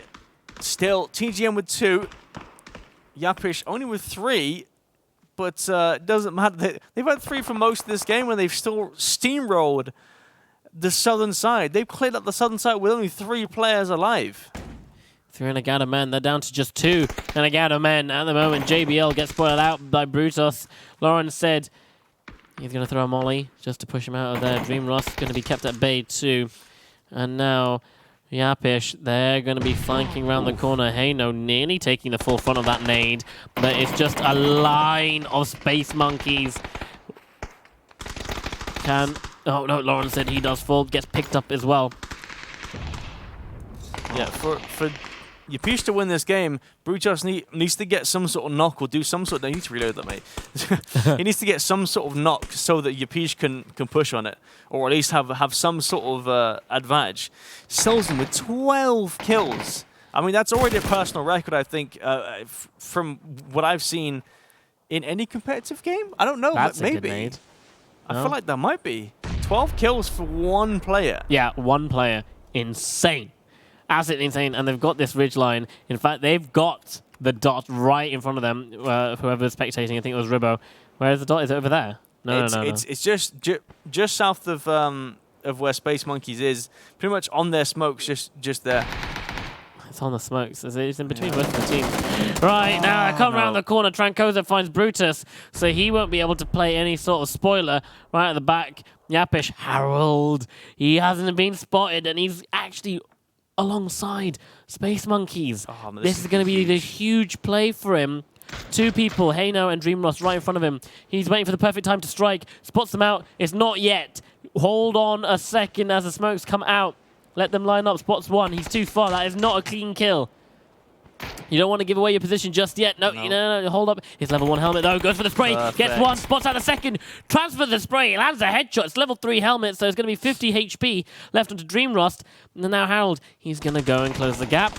Going to try and get control of the center. Yapish, he hears JBL coming around the side. Holds the spray. Runs out of ammo, unfortunately. JBL finds him. Sizzlin, he's fallen as well. Now this is where it all ends for Yapish, but not before a great run. 14 kills for Space Monkey, but what was that? 17, 18 kills? No, they didn't pick up the flushes at the end there, but Yapish, they don't care. 17 blooming kills. Let's do some quick math. 12, 16, 18, 19. Did I just do that? No, 14. That's definitely 17 kills. 14, 16, 17. Yes. Solid game, especially from Space Monkeys. I didn't even know they had 14 kills, but they come out of nowhere. Win the game. Well, I say come out of nowhere. They came in from the north side,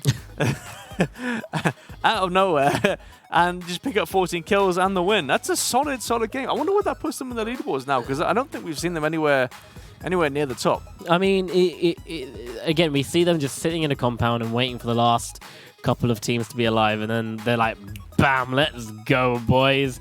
The count has reached about 20 alive. Let's just go and start fragging out.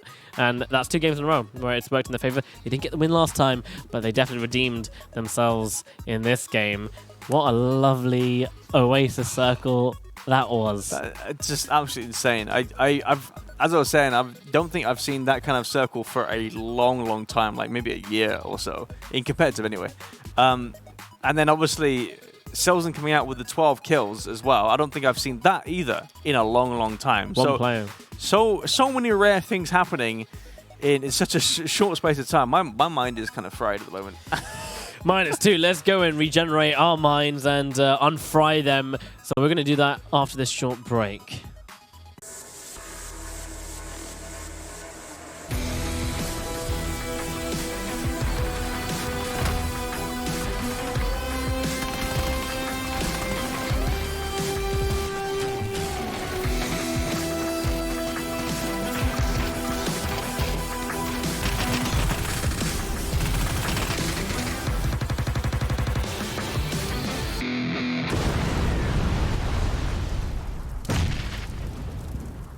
We head into the final game of the night, of the day, wherever you are on planet Earth. My name is Talha, I'm joined with HayZ, and we're bringing the action today for the Latam Masters. And we've had some insane games. You, Latin... because we've got the other guys upstairs, so we're like, well, is it South America or is it Latin America? You know, what's left out, but we're just going to go with Latam. You Latam guys really do entertain us with the amount of crazy kind of games you put forward. But let's jump on into the scores straight away to see what's going on down there, because that's the important stuff. Space Monkeys, they didn't get the win in the last game, but they do get the win here. But Yapish, they're 1 point behind thanks to getting 17 kills. That's just look at the top two, and then just like it just drops down to 3 Nagato men at 7 points, 6-5-5. It just that's absolutely TSM nuts. still hold the record for the most amount of points. First ever PL still, game. Yeah, they hold the record for I think 21 kills. 21 kills to 31 points. Yeah, exactly. Yeah. So still up there, but I mean I think Silzen's probably either tied with the record for the most individual kills in a competitive game. That is insane. You know, and especially in a qualifier for the most important tournament so far. Red Carded still on top. Fury Esports 4 points behind. Black Dragon Esports still in third place, but Yapisha Pish, they've passed Singularity and Redemption, and they're closing in on third place. I mean, slightly. Still a long way to go for that third place, but you know, if they keep playing like they are, they'll be up there in no time. Not that they need to. Yeah, they're already through. They're already going to the PGC. But hey, if you want to get some more prize money, why not? Just keep going in the same direction like you are. But here we go. Game number 30 underway. 6 more games after this one, and then we can say for sure. We can say for certain who will be the last LATAM team to be joining their brethren on the world stage at PGC. But one more Miramar game before we head off for the night. Starting south, going north. Yeah, pretty. I mean, I was going to say a central plane. It's not that central, to be fair. South, all the way, center south up towards Cabrera. Redemption, the last guys out the plane. A lot of teams like to drop on the sort of the southern half of the island, which is surprising. There's so much space on the north, but they insist on dropping on the southern half. Fury has already dropped. They've got Picardo. They literally get whatever gun they can, and they start just shooting at parachutes. Yeah, why not? Yeah, all of them. Spraying down. Well, spraying at the pro Nataja players. Flying down towards Graveyard. The circle has popped, and it is south. So, a possible Los Higos ending on the island. Maybe, possibly. But it is, centered around Cream. One player from Cream and Nabal. It looks like actually they're missing one player. There is only 63 players in the game, so they are missing one player, Cream.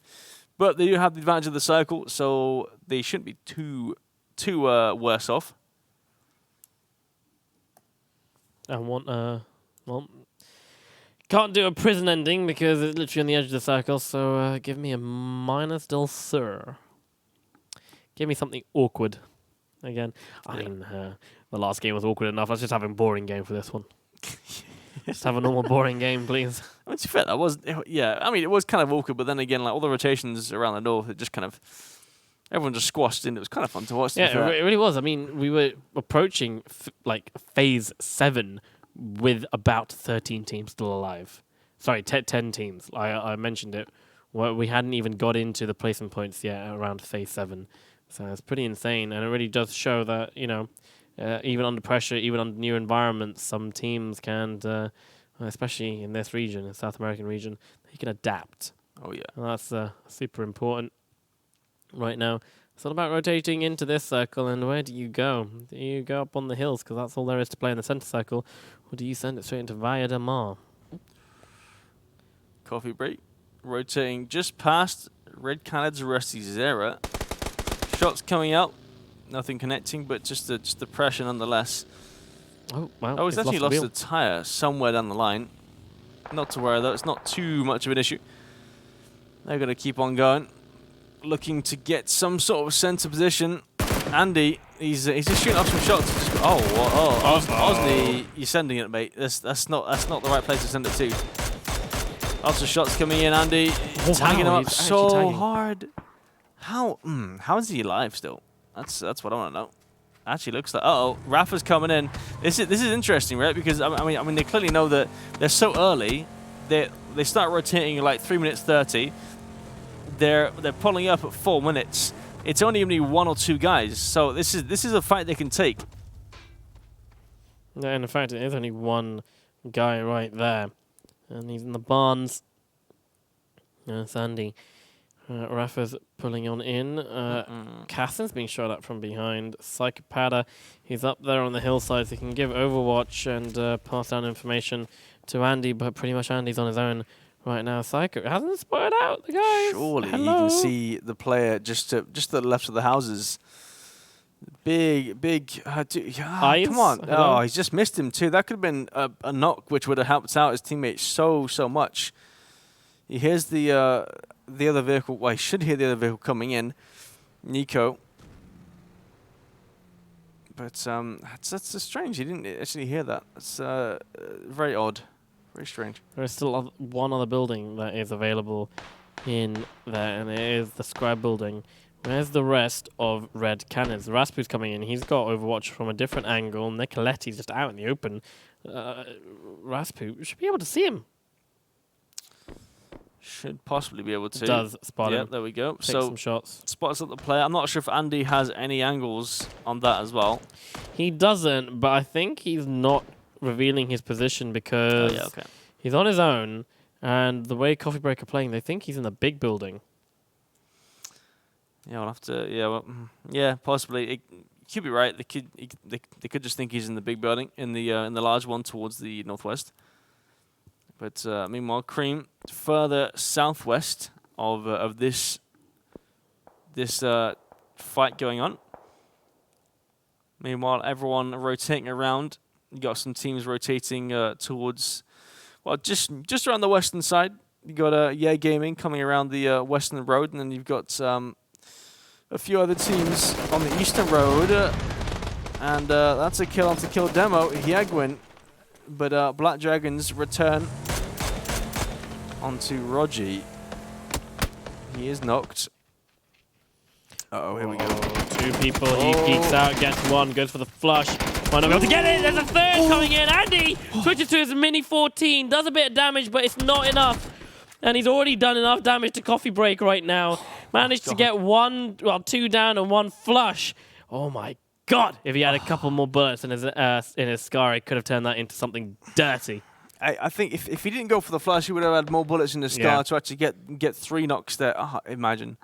Oh. You love to see it. Yeah, you really do. That was a nice defense. So he does get 1 point for his troubles. Not too bad, but they do lose one player. So Coffee Break. They find one. Junkosh spraying down the passing redemption players. That's through Mines Generalis on their late rotation. They loot up to the north side, so it makes sense that they would be late in this rotation. They're up there still. Redemption. They're in the top 5. I'm pretty sure. Yep. They've been doing some work, but they really need to pull out a couple of wins between now and tomorrow if they want to catch up with the top 3 contenders, especially team at number 1, because they're pulling away from the rest at the moment. Everyone's rotated in pretty much. You've got Pronin Targum and Redemption coming in very, very late. But we can see on the map. All we can see on the map is a crate that no one will ever know existed ever. Yeah, it's right on the southern side. That's just like, no one's going to see that. It's just like, what's the point? What is the point in that loot being down there? But, yeah, just, dude, Runner. Runner is just the Bolt King. I feel like we should just rename him the Bolt King. Or, like, Cream Bolts or something. He just hits these insane shots that you've never quite seen before. Gets tagged up by Ganjahan from the south side. Nothing to worry about though. But yeah, Runner, he's nuts with that thing. Circle. 3 seconds before we know where we are going to be going. We're going to be going north. It is a hard shift, and that's going to help Pronatagam out quite a bit. I think is that touching the northeastern side of the circle? Not quite. It's so close. Yeah. I can see a bit of a gap there. actually insane. So yeah, I mean, Singularity sitting pretty. They are very close to the center of the circle. Red Cannons as well.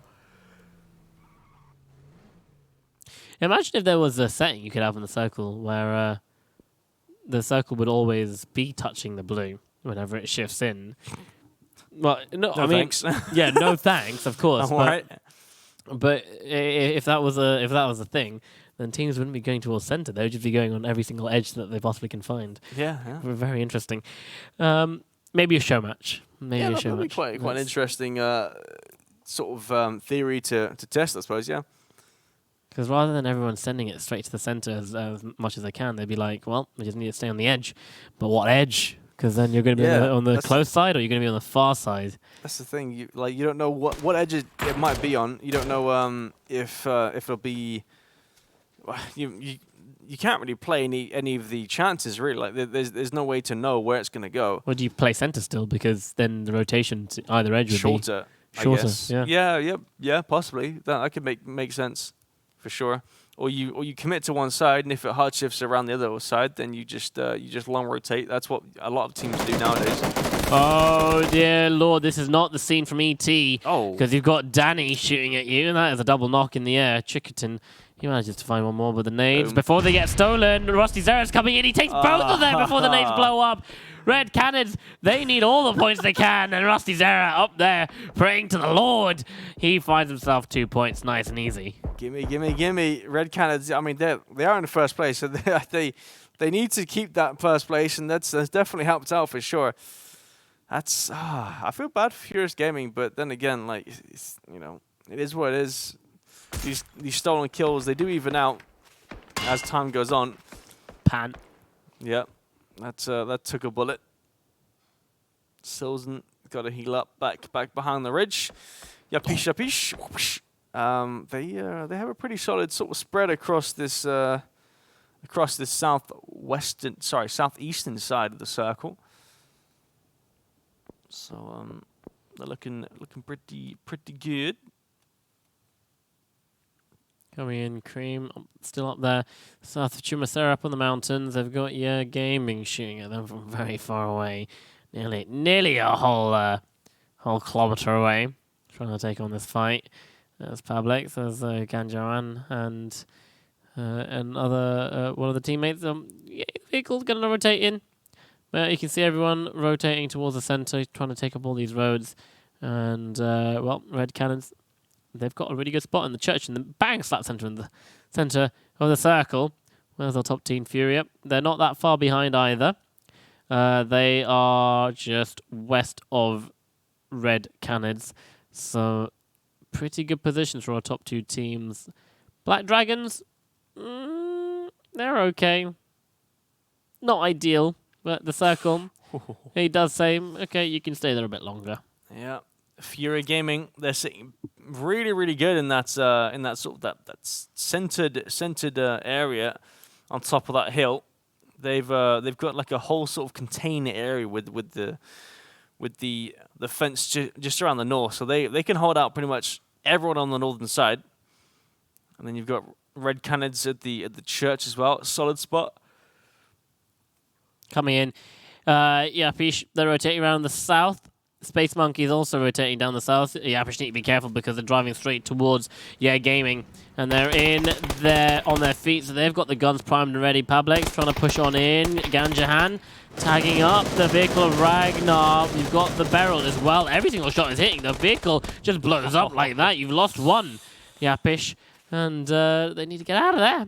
Find a different rotation. Harold. He's going to go in between Furious Gaming now. And Gaming, and he's being shot at as well. Space Monkey, the winners of the last game, came second the game before. They're also following the same demise and the same path of Yapish. Yeah, Harold's got to park up in this shack compound. Gaming, they're scouting it out. They're not really pushing it. I thought they were pushing aggressively, but not just yet. I'm not sure what Rebo and Silzen are gonna try and do. Maybe cross over and try and help their teammates with this Gaming fight to the south. Looks like they're actually going to try and do that.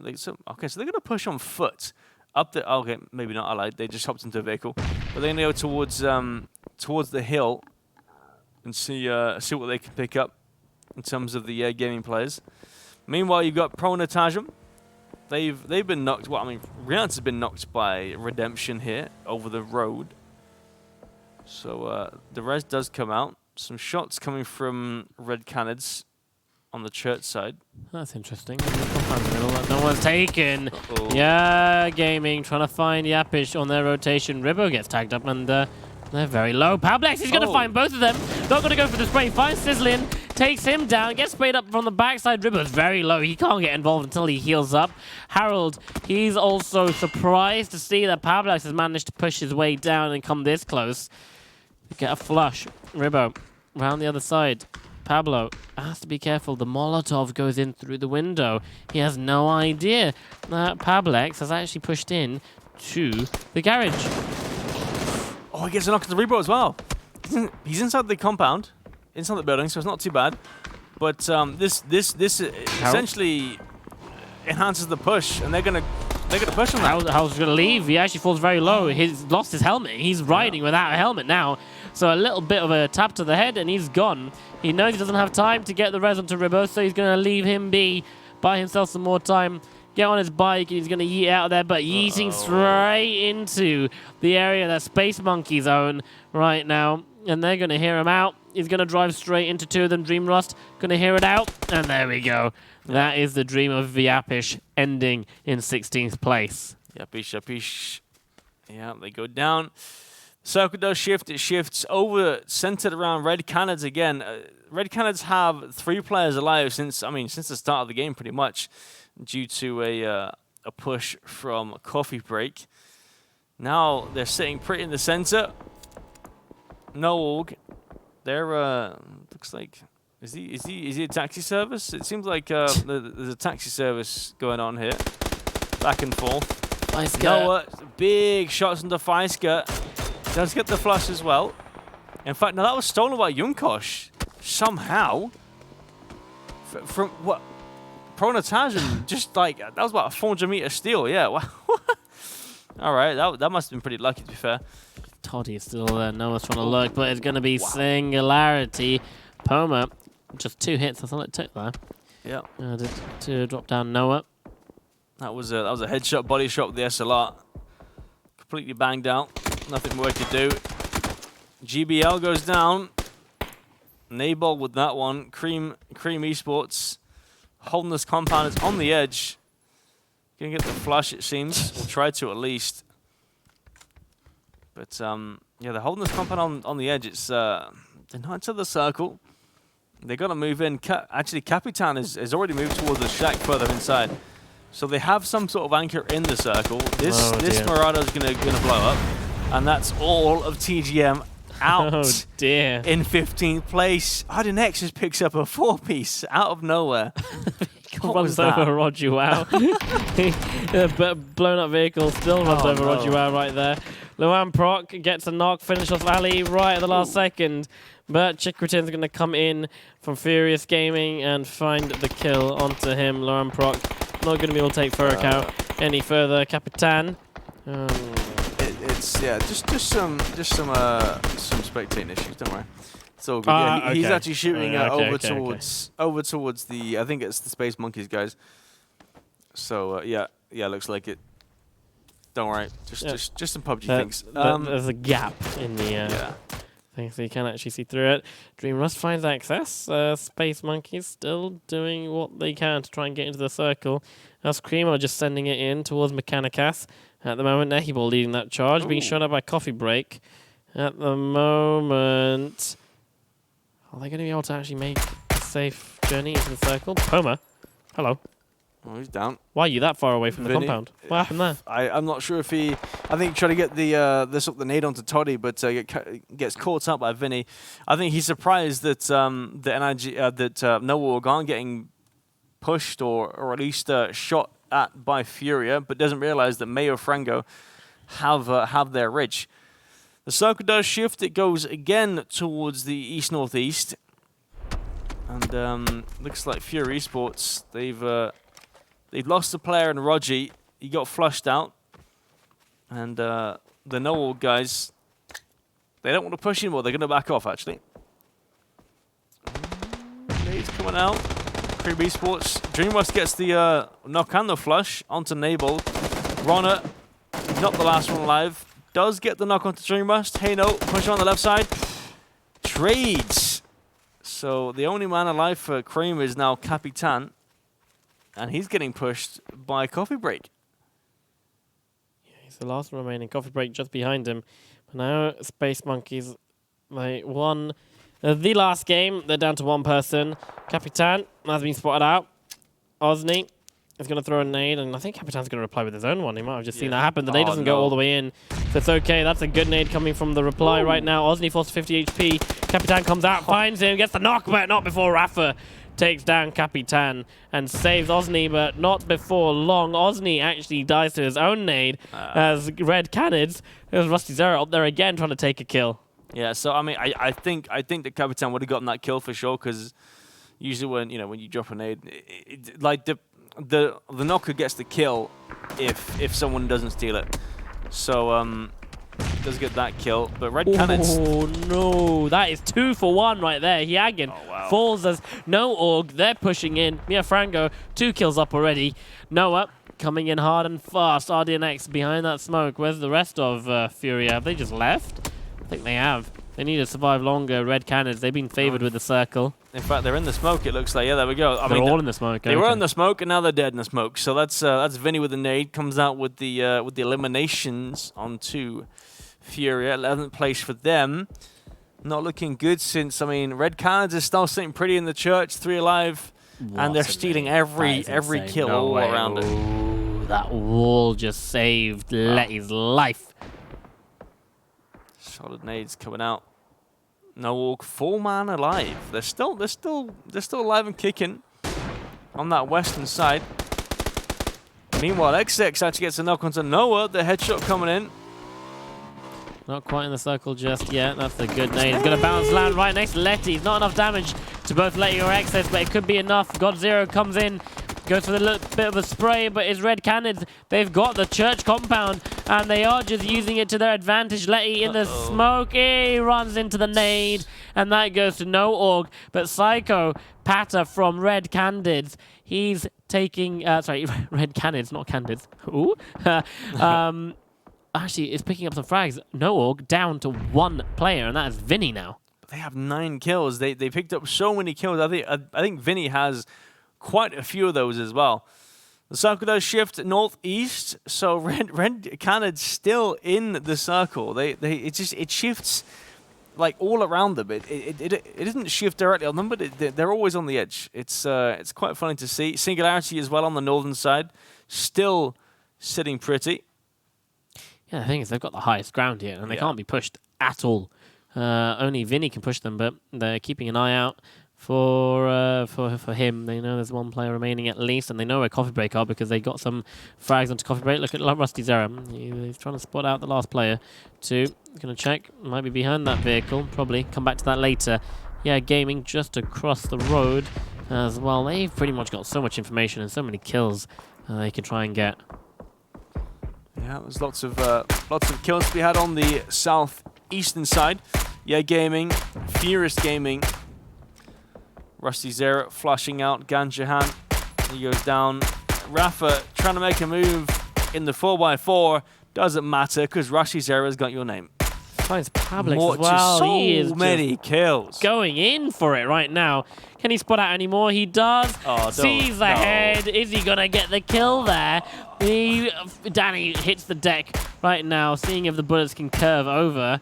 Might be able to get a frag onto... who is that? Noan. He's just going to go for both. Lands 2 hits straight away. This is just shooting range. Shooting practice for Rusty Zero up here. He's picking up all the knocked kills. Takes it from... Narluck, NA Luck from there. Who dies to a nade. It's just, right, 10 kills. Yeah, let's go. Rusty Zero. Hello? So easy. This is like, this is honestly just the silliest thing I've ever seen. He's just sat up there just like... No one is challenging him. So many bullets. He's just popping off shots. And no one can even return fire because they're too busy with a fight of their own. Now he's shooting towards redemption. Cubalita goes down. Lycan goes down. Kovad, he looks like he's the last person remaining. Goes for the flush into Yonkosh. Necro as well. And now it's the 1 versus 2. Doesn't get the heal off the first time. They're going to redo it. And he's run out of time. He's got DT Zor just ahead of him. The nade comes in. He's going to bounce. Oh, it's a flashbang. It's going to bounce backwards. Not going to connect the flashbang, though. Oh, dear Lord. DT Zor comes round. He has to push out. He's in the blue otherwise. A circle. But it's going to be Kovad that get the frag onto him. And Singularity, they're pushing in. That was the easiest frag of his life, I think. Singularity, they still have a spot in the circle. Red Canids are finally outside. Vinny's still alive on their western side. They've got to watch out for him. Furious Gaming on the southeast. Now, surprisingly, they don't have anyone in the tower, Red Canids, so don't have the ability to put pressure onto Furious Gaming just yet. Looks like they're going to try and make a move. Red Canids, they're Rusty Zero is getting his vehicle ready to rock and roll. He's going to go. Where are you going to go, Rusty Zero? I think he's going to take some of these crates, to be honest. He's been eyeing them up, and he knows they're kind of free. There's one crate there. There's another crate just above. So he can get some level 3 gear now. Finds an AUG, yet another suppressor. And yeah, take it. Why not? He's got himself some more bullets for his Mini 14. 2. Vinny's pushing in as Red Canids are about to leave. This might just work into his favor. At the moment, Psycho doesn't have a vehicle to get out at the moment. Needs to be careful. The Raspu's waiting for him. Vinny. Come on. Right, now they just need to send it because they just got to start getting shot at there by Furious Gaming. Yeah, I mean, it looks like Rusty Zero's got a pretty solid spot there. They're gonna take a residence in this little ridge line across the road, or just next to the road. Yeah, look at this. Rusty's like, hey guys, there's another crate up here. Come on, level 3 gear. Come, I think he's gonna check it and just see what's in it at least. Yeah, actually takes some of the stuff from that as well. So he's taken 2 crates so far. Psycho's going to come up and around and...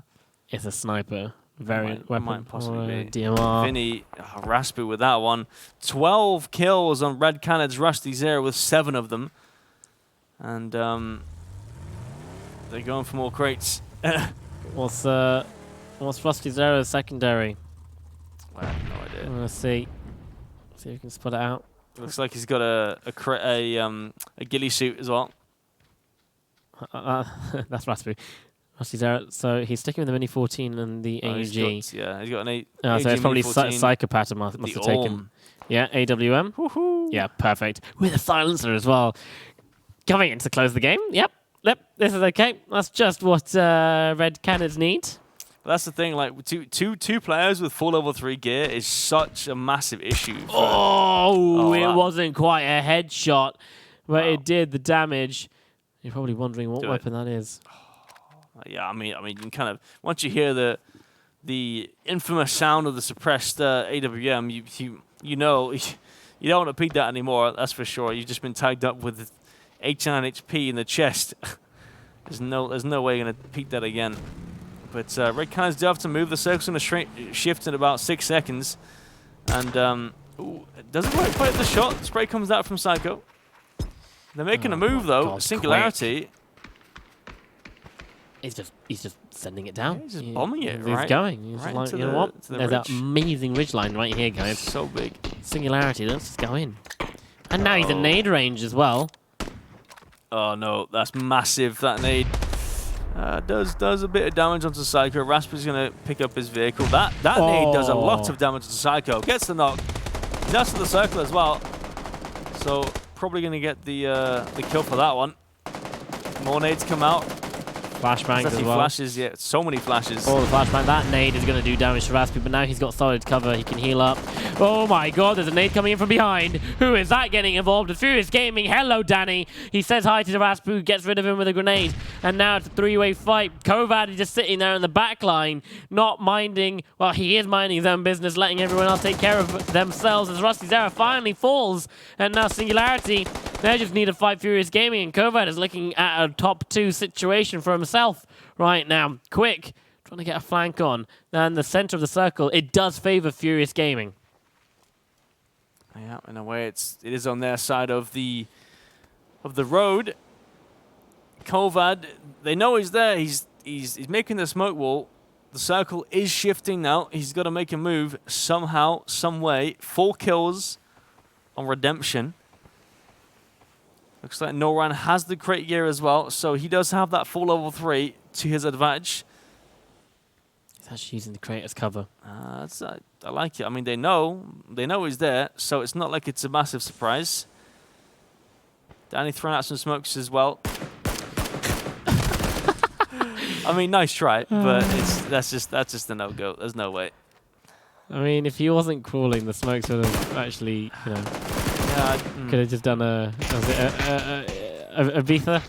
Visa kind of thing, sitting in one smoke and then chucking out the next and just going there. Noran, he's going to go down very quickly. Low kicks and quick. They find themselves the last two kills of the game. 4 kills only for Singularity, but win nonetheless. That's going to be 14 points for them to put up, but they're going to need to do a lot better than that if they want to catch the top #1 spot that is going right now. Yapish, they went out in 16th place, but I don't really think that that's going to bother them all that much. They were about 20 points ahead from the last we saw from second place. So, you know, we'll just wait and see the leaderboards, but I'm pretty sure that they can be sitting comfortably going to sleep at night. Won't be a problem for Yapish. So. Yeah, no, I think they've kind of obviously before this game they surpassed Singularity and Redemption, so they were in the 4th place spot. Now it depends on if who's in first place? Red Cannons.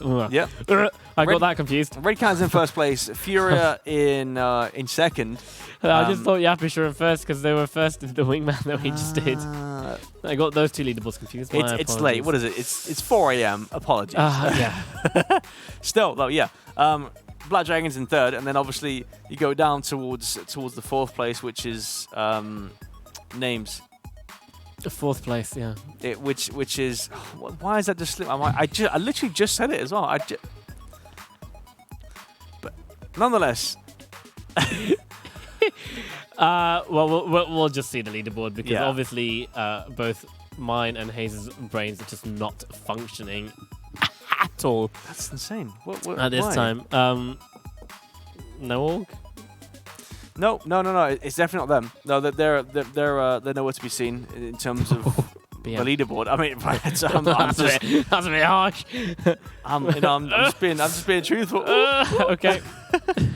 But it's interesting to see because obviously, third to 4th there is that big gap. So I don't think there's much that they can do. We'll have to wait and see for tomorrow. But Singularity getting that sort of win with 14 points will actually help them out to catch up. I think they might have actually probably passed Yapish. Yapish had an awful game that last game, I think. Yeah. So that might allow them to pass up into 4th place again. I mean, you have one absolutely insane game with 17 kills, and then that's followed up by a 16th place finish. Yeah. You know, sometimes you're just not consistent like that. Yeah, I mean, it happens, right? I think Yapish, as we're saying, they're obviously going to PGC. They don't really have a care in the world. You know, I mean, it's nice to win a bit of money, a bit more cash than they already have won over this past week or so. They won a fair amount of cash already, but don't get greedy, guys. All right, calm down. with their $100 notes, just like, oh no, we just went out in 16th place. But it's okay. But yeah, no, I think the style of play that they're playing at now is just like, oh, let's just do whatever. Let's just go over here. They don't really care. They're just playing without a care in the world, and it's free. It's like a free sort of style of play. Yeah, and it works. Yeah, because it throws off so many teams because you're not expecting people to push like the way they're pushing as well, and they're just like, oh wait, what? Who on earth? If I was any team that's being pushed by them, I'm like, who on earth pushes that? Yeah. Like, who on earth pushes that? Why? Of course. Would you push like that? But hey, that's because they've got nothing to lose. It's really. a bish. It's whoosh, whoosh, whoosh. They're they come up and they whoosh you in the face. I mean, that's what they did in the Oasis game, wasn't it? Yeah, literally. Lots of whooshes. But what? 70 kills are still insane.